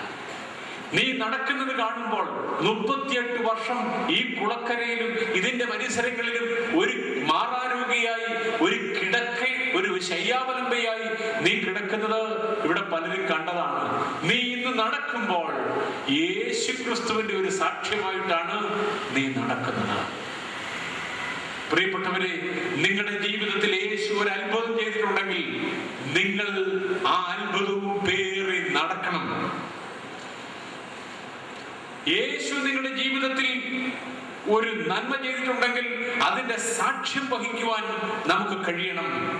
എത്രയെത്രയോ നന്മകൾ വാരിവിതറിയിട്ടുണ്ട് യേശു നമ്മുടെ ജീവിതത്തിൽ. നാം ചോദിക്കാതെയും പലപ്പോഴും ദൈവം തമ്പുരാൻ നമ്മെ സ്വർഗം തുറന്ന് അനുഗ്രഹിച്ചിട്ടില്ലേ? ആ നന്മകളെ ഓർത്ത് യേശുവിന്റെ സാക്ഷ്യത്തിൽ നടക്കുവാൻ നമുക്ക് കഴിയണം. അതുകൊണ്ട് എൻ്റെ വാക്കുകളെ ഞാനിവിടെ ഉപസംഹരിക്കുകയാണ്. യേശുവിന്റെ അവസാനത്തെ ആ ഓർഡർ ഇതാണ്: you have to take up your pallet and go. നീ നിന്റെ കിടക്കയെടുത്ത് rise, take your pallet and go. നീ നിന്റെ കിടക്കയെടുത്ത് നടക്കണം. അത്തരത്തിലേക്കുള്ള ഒരു ആത്മീയതയുടെ ഒരു വലിയ വളർച്ച നമുക്കുണ്ടാവണം. യേശുവിന് വേണ്ടി നടക്കുവാൻ, യേശുവിന് വേണ്ടി സാക്ഷ്യം പറയുവാൻ നമുക്ക് കഴിയണം. കഴിഞ്ഞ 2-3 ആഴ്ച മുമ്പ് ഞാൻ കോട്ടയം റെയിൽവേ സ്റ്റേഷനിൽ ഇറങ്ങി വീട്ടിലേക്ക് പോകാൻ തുടങ്ങുമ്പോൾ അവിടെ ഒരു 20 വയസ്സ് കഴിഞ്ഞ ഒരു പെൺകുട്ടി അവിടെ ഒന്ന് ട്രാക്റ്റ് കൊടുക്കുന്നത് കണ്ടു. നല്ല സുന്ദരിയായ ഒരു പെൺകുട്ടി ഈ റെയിൽവേ സ്റ്റേഷനിൽ നിന്ന് അനേകം ആളുകൾക്ക്, അതുവഴി വരുന്ന ആളുകൾക്കെല്ലാം ലഘുലേഖ കൊടുക്കുകയാണ്. എനിക്കൊത്തിരി സന്തോഷം തോന്നി ഈ കാഴ്ച കണ്ട്. കാരണം ഇത്രയും ഒരു യുവതിയായ ഒരു പെൺകുട്ടി ഇങ്ങനെ റെയിൽവേ സ്റ്റേഷനിൽ നിന്ന് കർത്താവിന് വേണ്ടി വേല ചെയ്യുന്നത് കാണുന്നത് വളരെ വിരളമായിട്ട് നമുക്കങ്ങനെ കാണാൻ പറ്റുമോ? ഞാൻ കുറച്ചു നേരം അവിടെ നോക്കിയിരുന്നു. ജനമെല്ലാം ഒന്ന് മാറിക്കഴിഞ്ഞപ്പോൾ ഞാൻ ആ കുട്ടിയോട് ചോദിച്ചു, നിന്നെ എന്താണ് ഇങ്ങനെ ചെയ്യാൻ പ്രേരിപ്പിച്ചത്? ഉടനെ ആ കുട്ടി എന്നോട് പറയുകയാണ്, അച്ഛാ, ഞാൻ താമസിക്കുന്നത് നിലമ്പൂർ എന്ന് പറഞ്ഞ സ്ഥലത്താണ്. നിലമ്പൂരിൽ നിന്ന് ഞാൻ എല്ലാ ആഴ്ചയിലും ഒരു ദിവസം നിലമ്പൂരിൽ നിന്ന് ട്രെയിൻ കയറി തിരുവനന്തപുരം വരെ യാത്ര ചെയ്യും. യാത്ര ചെയ്യുമ്പോൾ ട്രെയിനിൽ ഇരിക്കുന്ന ആളുകൾക്കെല്ലാം ഞാൻ ഈ ട്രാക്റ്റ് കൊടുക്കും.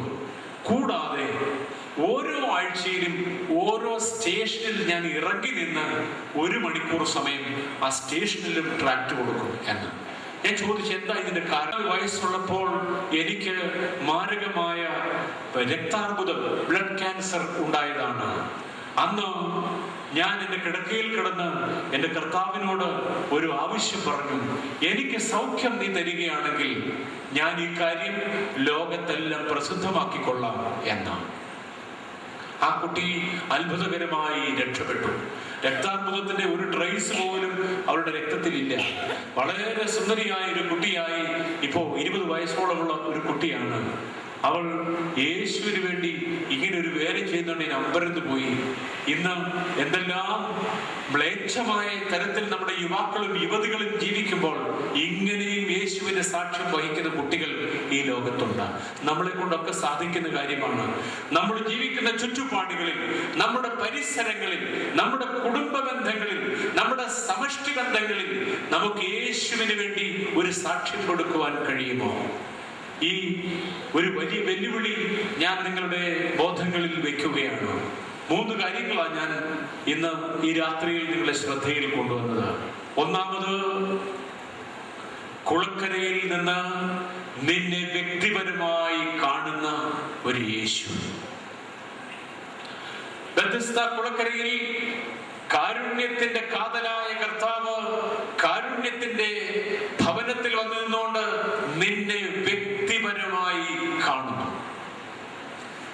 രണ്ടാമത് ഞാൻ പറഞ്ഞത്, കുളത്തിനകത്തെ ഇളക്കം നോക്കി കഴിയുന്ന ഒരു തരം ആഴം കുറഞ്ഞ ആത്മീയതയല്ല ആവശ്യം.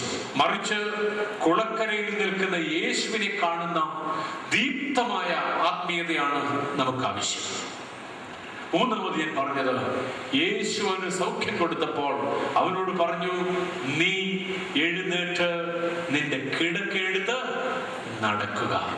യേശുവിന് വേണ്ടി സാക്ഷ്യം വഹിക്കുവാൻ, യേശു നമ്മുടെ ജീവിതത്തിൽ ചെയ്ത വൻ കാര്യങ്ങളെ ഈ സമൂഹത്തോട് സാക്ഷിക്കുവാൻ നമുക്ക് കഴിയട്ടെ. കൂടാതെ നമ്മെ ചുമന്നവരെ ചുമക്കുവാനുള്ള ധാർമ്മിക ഉത്തരവാദിത്വം, നമ്മെ പോറ്റിയവരെ പോറ്റുവാനുള്ള, നമ്മെ സംരക്ഷിച്ചവരെ സംരക്ഷിക്കുവാനുള്ള ആ ധാർമ്മിക ഉത്തരവാദിത്വം അതും ഏറ്റെടുത്ത് ഏറ്റവും ശ്രേയസ്കരമായ ജീവിതത്തിനായി ഈ രാത്രി നമുക്ക് ഒരുങ്ങാം. കർത്താവ് വീണ്ടും ഒരു ചോദ്യം ചോദിക്കുന്നു, നിനക്ക് നന്നാവാൻ മനസ്സുണ്ടോ? നന്നാവാൻ മനസ്സുണ്ടെങ്കിൽ ഇതാകുന്നു രക്ഷാ ദിവസം, ഇതാകുന്നു സുപ്രസാദകാലം. തീരുമാനമെടുത്തുകൊണ്ട് യേശുവിന്റെ സന്നിധിയിലേക്ക് കടന്നു വരിക. ദൈവത്തിന്റെ പരിശുദ്ധാത്മാവ് സഹായിക്കട്ടെ. നമുക്ക് പ്രാർത്ഥിക്കാം.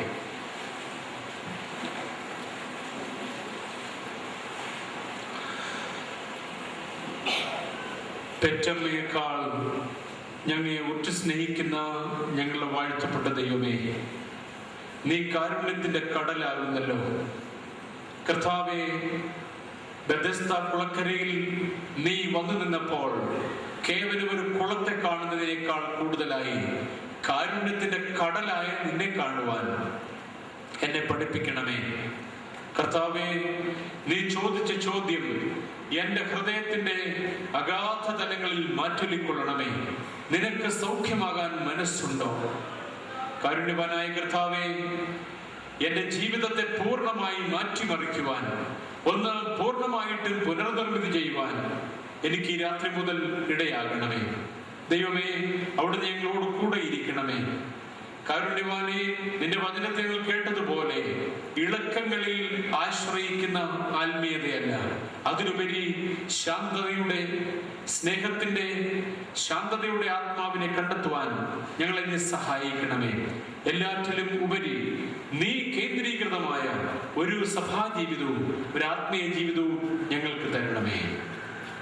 കർത്താവേ, നീ ആ രോഗിയോട് കൽപ്പിച്ചതുപോലെ നിന്റെ കിടക്ക എടുത്തു നടക്കുക എന്ന ആ കൽപ്പന ഞങ്ങളുടെ മാതാപിതാക്കളെയും ഞങ്ങളുടെ മുതിർന്നവരെയും സംരക്ഷിക്കുവാനുള്ള വലിയ ഉത്തരവാദിത്വമാകുന്നു ഞങ്ങളെ ഓർമ്മിപ്പിക്കുന്നത് എന്ന് ഞങ്ങൾ അറിയുന്നു. ദൈവമേ, ഞങ്ങൾക്ക് ഉത്തരവാദിത്വപ്പെട്ടവരോട് ഞങ്ങളുടെ കടമകൾ നിർവഹിക്കുവാൻ തക്കവണ്ണം ഞങ്ങളെ സഹായിക്കണമേ. ദൈവമേ, നിനക്ക് വേണ്ടി നടപ്പാൻ തക്കവണ്ണം, സാക്ഷ്യം വഹിപ്പാൻ തക്കവണ്ണം ഞങ്ങളെയും ഒരുക്കണമേ. തന്ന അവസരങ്ങൾക്കായി, അനുഗ്രഹങ്ങൾക്കായി സ്തോത്രം. കർത്താവേ, നീ കൂടെ ഇരിക്കണമേ. ഈ രാത്രിയിൽ ഈ വചനങ്ങൾ ഞങ്ങളുടെ ഹൃദയങ്ങളെ മഥിക്കണമേ. നിനക്ക് വേണ്ടി നല്ല തീരുമാനമെടുക്കുവാൻ തക്കവണ്ണം ഞങ്ങളെ സഹായിക്കണമേ. അന്ത്യത്തോളം നിന്റെ ചെറുകടിയിൽ മറയ്ക്കണമേ. ഞങ്ങളുടെ വാങ്ങിപ്പോയവരെ പുണ്യപ്പെടുത്തണമേ. മഹത്വവും മാനവും അവിടുത്തേക്കുള്ളതാകുന്നല്ലോ. നിനക്കും നിന്റെ ഏകജാതനും പരിശുദ്ധാത്മാവിനും സ്തുതിയും സ്തോത്രവും സമർപ്പിക്കുവാനായിട്ട് തന്നെ. ആമേൻ.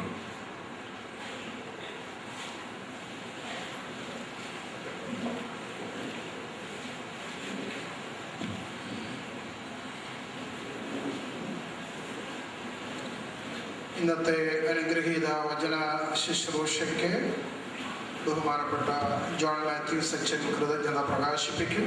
അതിനു മുമ്പായി ഗായക സംഘം ഇപ്പോൾ ഗാനം ആലപിക്കും. ആ സമയത്ത് മുതിർന്നവർ, ആത്മീയ സംഘടനാ ഭാരവാഹികൾ കാണിക്ക ശേഖരം നടത്തുന്നതായിരിക്കും എന്നുള്ള കാര്യം ഓർമ്മിപ്പിക്കുന്നു. നാളത്തെ പ്രോഗ്രാം കൂടി ഓർപ്പിക്കുകയാണ്. നാളെ പതിവ് പോലെ 6 മണിക്ക് സന്ധ്യ ആരാധന, 6:30 ഗാന ശുശ്രൂഷ, 7 മണിക്ക് തിരുവചന ശുശ്രൂഷ. Reverend doctor Philip Mathew, professor, orthodox theological സെമിനാരി, കോട്ടയം. കൂടുതൽ ആളുകൾ അനുഗ്രഹീത വചന ശുശ്രൂഷ കേൾക്കുവാൻ തക്കവണ്ണം എത്തിച്ചേരുകയും അനുഗ്രഹം പ്രാപിക്കുകയും ചെയ്യണം എന്ന് ഓർമ്മിപ്പിക്കുന്നു. കാരുണ്യത്തിൻ്റെ കടലായി നമ്മെ ഉറ്റുനോക്കുന്ന ദൈവസ്നേഹം, യേശുവിൻ്റെ സ്നേഹം ഏറ്റവും ശ്രേഷ്ഠകരമായ ജീവിതത്തിലേക്ക് നമ്മെ ഉയർത്തിയ വചന ശുശ്രൂഷയുടെ നിറവിൽ അനുപമ സ്നേഹമേ, അഗാധ സ്നേഹമേ എന്ന ഗാനം 23-ാമത്തെ ഗാനം.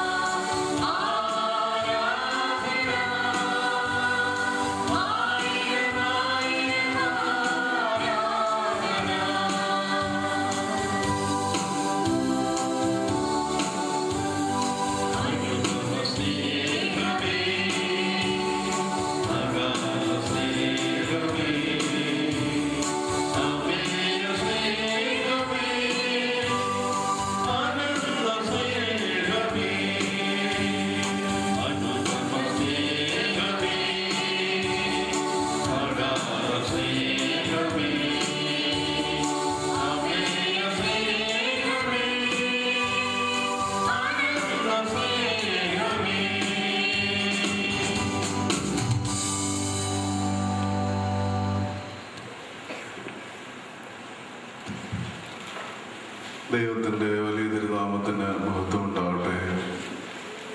നമ്മുടെ കൺവെൻഷൻ്റെ അനുഗ്രഹീതമായ ഈ സന്ധ്യയിൽ ഏറ്റവും ധന്യമായ ഹൃദ്യമായ ദൂതുകൊണ്ട് 69ാമത് കൺവെൻഷൻ്റെ 3ാമത് സന്ധ്യയെ ദൈവികമായ നിയോഗത്താൽ ഒന്നിനായ ഫിലിപ്പച്ചസിൻ്റെ സന്ദേശം ധന്യമാക്കിയിരിക്കുകയാണ്, അനുഗ്രഹീതമാക്കിയിരിക്കുകയാണ് എന്നുള്ളതിൽ രണ്ട് പക്ഷമില്ല. പരിശുദ്ധ സഭയിൽ നൂതനങ്ങളായ ചിന്താഗതിയിൽ, പുതിയതായ ആശയങ്ങളിൽ, കാതലായ സന്ദേശം ജനഹൃദയങ്ങളിലേക്ക് എത്തിക്കുവാൻ തക്കവണ്ണം ദൈവം അദ്ദേഹത്തെ ഉപയോഗിക്കുന്നു, പരിശുദ്ധ സഭ അദ്ദേഹത്തെ ഉപയോഗിക്കുന്നു എന്നുള്ളതിൽ വളരെയധികമായ സന്തോഷമുണ്ട്. നമ്മൾ പല ആവർത്തി വായിച്ചിട്ടുള്ള ഒരു വേദഭാഗം മനസ്സിന്റെ അന്തരാളങ്ങളിലേക്ക് ആഴ്ന്നിറങ്ങുന്ന നിലയിൽ വ്യാഖ്യാനിപ്പാൻ തക്കവണ്ണം പരിശുദ്ധാത്മാവ് ഒന്നിനായ അച്ഛനിലൂടെ കൃപയരളി അനുഗ്രഹീതമായ ധന്യമായ അച്ഛന്റെ സന്ദേശത്തിനായിട്ട് ചെങ്ങന്നൂർ കൺവെൻഷന്റെ പ്രത്യേകം ഇവിടെ കൂടിയിരിക്കുന്ന എല്ലാവരുടെയും പേരിലുള്ള ഏറ്റവും ആദരപൂർവമായ നന്ദി ഈ സമയത്ത് അറിയിക്കുന്നു. പരിശുദ്ധ സഭ അദ്ദേഹത്തെ ഏൽപ്പിച്ചിട്ടുള്ള എല്ലാ ഉത്തരവാദിത്തങ്ങളും അനുഗ്രഹകരമായി നടപടിയായി നിർവഹിപ്പാൻ പരിശുദ്ധാത്മാവ് കൂടുതലായി ബലപ്പെടുത്തട്ടെ എന്ന് പ്രാർത്ഥിക്കുകയും ചെയ്യും. നമ്മുടെ വലിയച്ഛൻ്റെ സാന്നിധ്യം, അതുപോലെ തന്നെ ബഹുമാനപ്പെട്ട ജജി അച്ഛൻ, സജു അച്ഛൻ, കൺവെൻഷൻ സന്ധ്യ അനുഗ്രഹീതമാക്കുന്ന ഗായക സംഘം, പ്രാർത്ഥനാപൂർവ്വം സമർത്ഥിക്കുന്ന നിങ്ങൾ ഓരോരുത്തരും എല്ലാവരെയും ദൈവസന്നിധിയിൽ പ്രത്യേകമായിട്ട് ഓർക്കുന്നു. ഈ കാര്യങ്ങളിലൊക്കെയും നമ്മുടെ വികാരിയച്ഛൻ അനുഗ്രഹീതമായ നേതൃത്വം നൽകുന്നു. പ്രത്യേകമായിട്ടുള്ള നന്ദി എല്ലാവരോടും അറിയിച്ചുകൊണ്ട് വാക്കുകളെ ചെറുക്കുന്നു. ദൈവം എല്ലാവരെയും അനുഗ്രഹിക്കട്ടെ.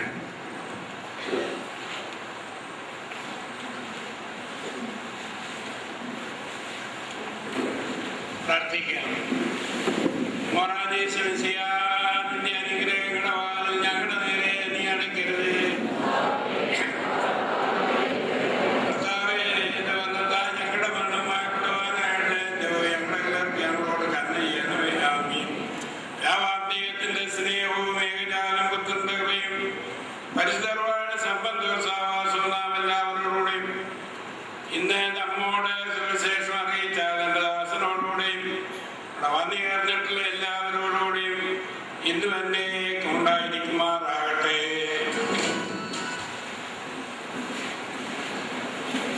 നമ്മുടെ ഈ കൺവെൻഷന്റെ കാര്യങ്ങളുടെ ഭംഗിയായ നടത്തിപ്പിന് നമ്മുടെ ഇടവകാംഗങ്ങൾ എല്ലാവരുടെയും സാമ്പത്തികമായ സഹകരണം ഉണ്ടാവണം എന്നുള്ള കാര്യം നിങ്ങളുടെ സ്നേഹത്തോടെ ഓർമ്മിപ്പിക്കുന്നു. എല്ലാവരും ഒരുക്കത്തോടെ നാളത്തെ തുടർന്നുള്ള സന്ധ്യകളിൽ വന്ന്, പ്രത്യേകിച്ച് കുഞ്ഞുങ്ങൾ, യുവജനങ്ങൾ ഈ കൺവെൻഷൻ യോഗങ്ങളിൽ വന്ന് അനുഗ്രഹീതരാകണം എന്നുള്ള കാര്യം സ്നേഹപൂർവ്വം ഓർമ്മിപ്പിക്കുന്നു. ഇവിടെ സ്ഥലത്തില്ലാത്തവർക്ക് ഈ വചന ശുശ്രൂഷ www.netplustechnologies.com എന്ന ഇതിലൂടെ ഇന്റർനെറ്റിലൂടെ സംപ്രേഷണം ചെയ്യുന്നുണ്ട്. അത് പ്രയോജനപ്പെടുത്താവുന്ന